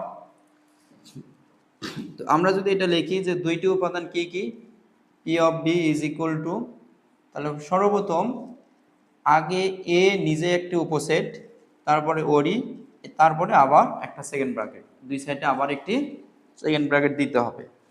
আচ্ছা, এবার আসেন সি সেটের। সি সেটের উপাদান সংখ্যা কয়টি? 2টি এবং শক্তি সেটের উপাদান সংখ্যা P of C is equal to 2 এর উপর 2 পদ দিলে 4, মানে 4টি হবে। আর এখানে 2 এর উপর কত? 2 এর উপর 2 পাওয়ার, 2 এর উপর 2 পাওয়ার দিলে কত? 4। দেখেন যখন উপাদান সংখ্যা 0 হলো তখন শক্তি সেটের উপাদান সংখ্যা একটি, 2 এর উপর 0 পাওয়ার। আর যখন উপাদান সংখ্যা একটি, 2 এর উপর 1 পাওয়ার। যখন উপাদান সংখ্যা 2টি তখন 2 এর উপর 2 পাওয়ার। এবার যদি বলি যে কোন সেটের উপাদান সংখ্যা, আমরা যদি বলি যে কোন সেটের উপাদান সংখ্যা কোন সেটের উপাদান সংখ্যা n হলে, কোন সেটের উপাদান সংখ্যা n হলে, তো শক্তি সেটের উপাদান সংখ্যা, শক্তি সেটের উপাদান সংখ্যা কত হবে? আপনি বলবেন হচ্ছে 2 এর উপর n। ঠিক আছে, কারণ যদি উপাদান সংখ্যা 1 হয় 2 এর উপর 1 পাওয়ার, উপাদান সংখ্যা 2 হলে 2 এর উপর 2 পাওয়ার, উপাদান সংখ্যা 3 হলে 2 এর উপর 3 পাওয়ার, উপাদান সংখ্যা n হলে 2 এর উপর n পাওয়ার। আচ্ছা, এবার যদি আমি বলি যে পি অফ সি নির্ণয় করেন, পি অফ সি, তাহলে এর উপসেটগুলো নির্ণয় করবেন। এ বি একটি উপসেট, এ আবার বি আবার কি ওরি, এবং সর্বশেষে একটি সেকেন্ড ব্র্যাকেট দিতে হবে। এটা হলো পি অফ সি বা সি সেটের।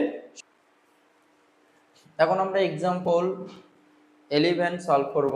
দেখেন তো দেওয়া আছে হচ্ছে এটা, আপনারা লিখবেন দেওয়া আছে এটা। এখানে ক্রম জোড়ের শর্ত অনুসারে, ক্রম জোড়ের শর্ত মতে এই প্রথম উপাদান আর এই ক্রম জোড়ের, এটা ক্রম জোড়ের এই প্রথম উপাদান আর এই প্রথম উপাদান কি হয়ে যাবে? সমান। আর দ্বিতীয় উপাদান আর এই দ্বিতীয় উপাদান কি হয়ে যাবে? সমান। যদি সমান হয়ে যায় তখন আমরা x এবং y এর মানকে নির্ণয় করতে পারবো। দেখেন শর্ত মতে আমরা কি লিখতে পারি? 2x + y is equal two কত? 6। আবার এই যে x - y is equal two কত? 3। এটা কিন্তু ক্রমজোড়ের শর্ত মতে আমরা লিখতে পারি। এবার এটাকে যদি আমরা 1 নম্বর সমীকরণ দেই, ইহাকে যদি আমরা 2 নম্বর সমীকরণ দেই, 1 এবং 2 নম্বর সমীকরণ দুইটা আমরা বিভিন্ন মেথডে সলভ করতে পারি। অপনয়ন, প্রতিস্থাপন, আর গুণন, রৈখিক আমরা বিভিন্ন মেথডে সলভ করতে পারি। আমরা এখানে অপনয়ন পদ্ধতির মাধ্যমে সলভ করব। দেখেন আমাদের সর্বপ্রথম এখানে তাকাতে হবে যে x এর সহগ আর y এর সহগ সমান আছে কিনা। x এর সহগ এখানে 2, এখানে 1, x এর সহগ কিন্তু সমান নেই। y এর সহগ এখানে 1, নিচে 1, y এর সহগ কিন্তু সমান আছে। যদি x এবং y এর সহগ যদি সমান থাকে আর একটি প্লাস আর একটি মাইনাস বিপরীত চিহ্ন বিশিষ্ট যদি থাকে, দেখেন y এর সামনে প্লাস আর y এর সামনে কিন্তু মাইনাস, তো বিপরীত চিহ্ন বিশিষ্ট যদি থাকে তাহলে x এর বা y এর সহগ যদি সমান থাকে এবং এই সমান সহগের সামনে যদি বিপরীত চিহ্ন বিশিষ্ট থাকে তাহলে জাস্ট এই দুটো আমরা কি করে দেব? যোগ করে দেব। দেখো 1 যোগ 2 ইমপ্লাইজ দ্যাট, যোগ করলে কি হবে? 2x আর x। আগে যদি আমরা এটা লিখি যে 2x + y, তারপরে কি 1 নাম্বারটা লিখলাম, 1 নাম্বারটি লিখলাম যোগ, তাহলে এখানে যোগ, আর 2 নাম্বারটি আছে x - y লিখলাম, আর এখানে আছে 6 প্লাস কত? 3। তাহলে দেখেন এই যে -y + y কাটা, 2x আর x যোগ করলে পাবেন হচ্ছে 3x, 6 আর 3 যোগ করলে পাবেন হচ্ছে 9। তারপরে x = 9, থ্রি আর এক্স এটা কি আছে বলেন তো, এটা কিন্তু গুণন আছে, আর থ্রি ওই পাশে যায় কি হবে ভাগ, তাহলে 9/3 কাটাকাটি করলে কত হবে, থ্রি হবে, তাহলে x is equal two three. এবার এক্স এর মান যে কোনো একটি সমীকরণে বসালে কিন্তু ওয়াই এর মান পেয়ে যাবেন, তাহলে এক্স এর মান 1 নং এ বসাই, এক্স এর মান 1 নং এ বসাই, এক্স এর মান যদি আমরা 1 নং এ বসাই, খেয়াল করেন এক্স এর মান যদি আমরা 1 নং এ বসাই বা 2 নং এ যে কোনো একটিতে বসালে হবে 2 ইন্টু এক্স এর মান কত 3 plus Y is equal to 6, তাহলে কত হবে 3 আর 2 আর 3 গুণ করলে 6 plus Y is equal to 6, এই প্লাস 6 সমান চিহ্ন এই পাশে গেলে কি হবে -6, তাহলে ওয়াই ইজ ইকুয়াল টু 6 যা আছে লিখলাম, আর প্লাস 6 ওই পাশে গেলে হবে -6, ওয়াই ইজ ইকুয়াল টু কত 0, তাহলে ফাইনালি তাহলে x, y is equal two x এর মান হচ্ছে কি 3 আর y এর মান কিন্তু 0। ওকে ফাইন। এখন আমরা एग्जांपल 12 সলভ করব। আপনারা দেখেন p এর মান 1 2 3, q এর মান 3 4, r is equal two p intersection q হলে p ক্রস r এবং হচ্ছে কি r ক্রস q নির্ণয় করো। তো এখানে আমরা কি করব, ফার্স্ট অফ অল r এর মানটি ফাইন্ড আউট করে নেব ফ্রম দিস ভ্যালু।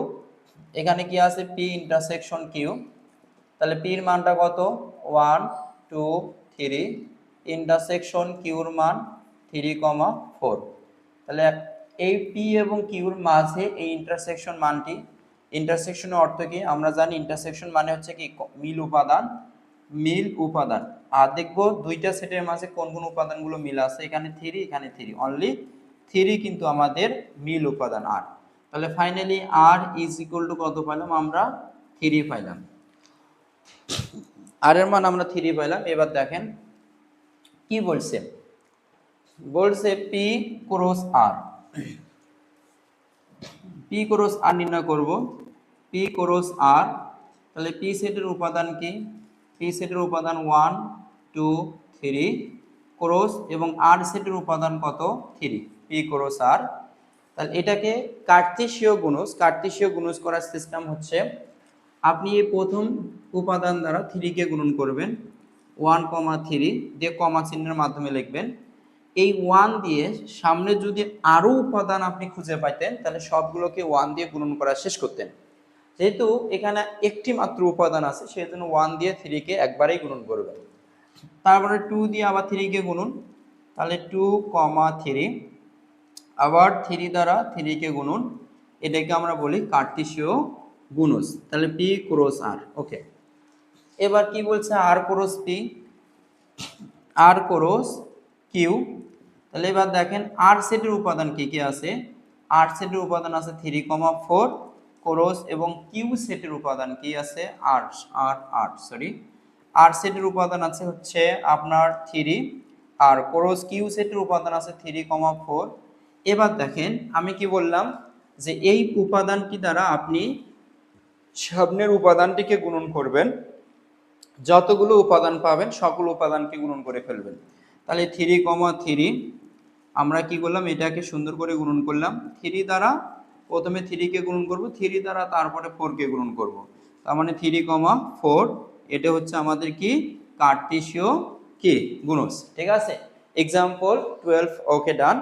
আপনারা যদি কোনো জায়গায় বুঝতে যদি কোনো ধরনের সমস্যায় পড়ে থাকেন তাহলে অবশ্যই ভিডিওর কমেন্ট বক্সে জানাবেন, আর কমেন্ট করতে ভুলবেন না, আপনাদের বন্ধু বান্ধবের মাঝে দ্রুত শেয়ার করে দেন যে আপনারা যদি বেসিক টু প্রো সিরিজ এই সিরিজটা ধারাবাহিকভাবে অক্ষুণ্ণ রেখে করেন, আই হোপ দ্যাট আপনারা 100তে 100 পেয়ে যাবেন ইনশাআল্লাহ। তো আপনারা অবশ্যই বেসিক টু প্রো সিরিজটি সম্পূর্ণ ভিডিওগুলো ধারাবাহিকভাবে দেখবেন, আর এগুলো অ্যাডজাস্ট করে আমি আবার কি করব মানে এক ক্লাসেই যেন সবগুলো শেষ করা যায় সেটা নিয়েও আমি তোমাদের সামনে আসতেছি। তো আপনারা কি করবেন যে এই ভিডিওগুলো ধারাবাহিকভাবে দেখবেন এবং আপনাদের বন্ধু বান্ধবের মাঝে শেয়ার করে দেবেন। ঠিক আছে, এবার আমরা পরবর্তী ক্লাসে আমরা নেক্সট মানে পরবর্তীতে আমরা কি করব एग्जांपल মানে বাকিগুলো সলভ করব।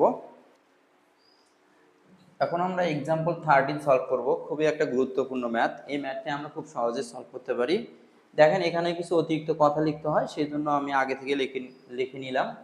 আপনারা দেখেন প্রশ্নটা কি করেছে, যে সকল স্বাভাবিক সংখ্যা দ্বারা 311 এবং 419 কে ভাগ করলে প্রতি ক্ষেত্রে 23 অবশিষ্ট থাকে, এদের সেট নির্ণয় করো, এটা হলো প্রশ্ন। যেহেতু 23 অবশিষ্ট থাকবে, তাহলে 23 অপেক্ষা বড় সংখ্যাগুলো আপনাকে চিন্তা করতে হবে। তো আমাদের সলিউশনে কি লিখলাম, যে স্বাভাবিক সংখ্যা তারা, আর যেহেতু 23 অবশিষ্ট থাকে, আপনি কি চিন্তা করবেন, 23 অবশিষ্ট থাকা মানে যেটা অবশিষ্ট থাকবে সেই সংখ্যাটি আপনি বাদ দিয়ে দেবেন, মাইনাস করবেন। কোথায় থেকে? এই 311 থেকে আপনি কি করবেন, 23 কে মাইনাস করবেন। আবার 419 থেকে 23 কে কি করবেন, মাইনাস করবেন। ওই কাজটা আমরা করেছি, যে স্বাভাবিক সংখ্যা দ্বারা 311 এবং 419 কে ভাগ করলে প্রতি ক্ষেত্রে 23 অবশিষ্ট থাকে, সে সংখ্যা হবে 23 অপেক্ষা বড়। এবং দেখো 311 কে 23 মাইনাস করে দিলে কত পেলাম, 311 থেকে 23 আমরা বিয়োগ করলে আমরা ফলাফল পাচ্ছি 288, এবং 419 থেকে 23 কে যদি আমরা মাইনাস করে দিই আমরা ফলাফল পাই 396। ঠিক আছে, এর সাধারণ গুণনীয়ক। এবার দেখেন, এই যে 288 এর যে গুণনীয়কগুলো আছে, এর গুণনীয়কের সেট আপনাকে ধরে নিতে হবে এ বি সি, যে কোনো একটি লেটার। আর 396 আছে, তাদের যে গুণনীয়কগুলো বের করব তাদের একটা সেট আপনি যে কোনো একটা সেট ধরে নেবেন। তা আমি কি করলাম, যে 23 অপেক্ষা বড় 288 এর গুণনীয়কের সেটকে আমি কি ধরলাম, এ ধরলাম। আর 396 এর গুণনীয়কের সেট আমি কি ধরলাম, বি ধরলাম। তার মানে কি হলো, 23 অপেক্ষা বড় 288 এর গুণনীয়কের সেট আমি এ ধরলাম, এবং 396 এর গুণনীয়কের সেট আমি কি ধরলাম, বি ধরলাম। দেখেন এখানে তাহলে 288 এর গুণনীয়কগুলো আপনাকে বের করতে হবে। 288 এর গুণনীয়কগুলো কি কি? তাহলে 288 কে 1 দ্বারা ভাগ দিলে 288 থাকবে, 288 কে 2 দিয়ে যদি ভাগ দেন তাহলে 140 পাবেন। তাহলে 140 আর 2 দ্বারা গুণন করলে কত, 288। আমি এইভাবে সবগুলো বের করে নিলাম। এখানেও আমি 396 সবগুলো বের করে নিলাম। তাহলে এবার আপনি দেখেন, খেয়াল করেন, যদি আপনি এখানে দেখেন যে এ সেটের অন্তর্ভুক্ত উপাদানগুলো কি কি হবে, আপনি কিন্তু বলে দিয়েছেন বা আমরা কিন্তু বলে দিয়েছি যে 23 অপেক্ষা বড়। তাই কিন্তু 23 অপেক্ষা বড় কত, 24, মানে 24। ওকে, 24, তারপর 32, তারপর 36, তারপর 48, তারপরে 72, 96, তারপর 144, এবং সর্বশেষ 288। এটা পেলেন আপনি এ সেটের গুণনীয়কগুলো। আবার বি সেটের গুণনীয়কগুলো কি পাবেন, 23 অপেক্ষা বড়। দেখেন 23 অপেক্ষা বড়, 22 কিন্তু নয়।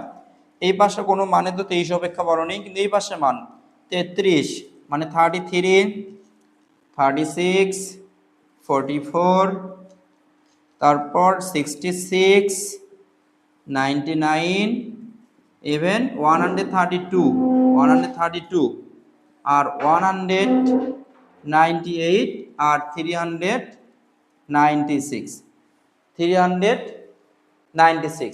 এই দুইটি সেটের মাঝে যেহেতু সাধারণ গুণনীয়ক বলা হয়েছে, তাহলে এ ইন্টারসেকশন বি যদি আপনি করেন, শুধু common value find out from both set common value, মানে কমন ভ্যালু আপনি এখান থেকে ফাইন্ড আউট করেন 36 আর 36। দেন আর কোনো এখানে এলিমেন্ট খুঁজে পাওয়া যায় কিনা, সেটা উভয় সেটের মধ্যে আছে, আপনি খুঁজে পাবেন না। তাহলে আমরা কি করলাম, এখানে 36 হচ্ছে আমাদের কমন। দেন 24 কোথাও নেই, 32 নিচে কোথাও নেই, 48 নিচে কোথাও নেই, 72 নিচে কোথাও নেই, 96 নিচে কোথাও, 140 নিচে কোথাও নেই, 288 নিচে কোথাও নেই। আবার নিচের মানগুলো উপরে কোথাও নেই। অনলি 36, মানে 36 এই উপাদানটি উভয় সেটের মধ্যে বিদ্যমান। সেই জন্য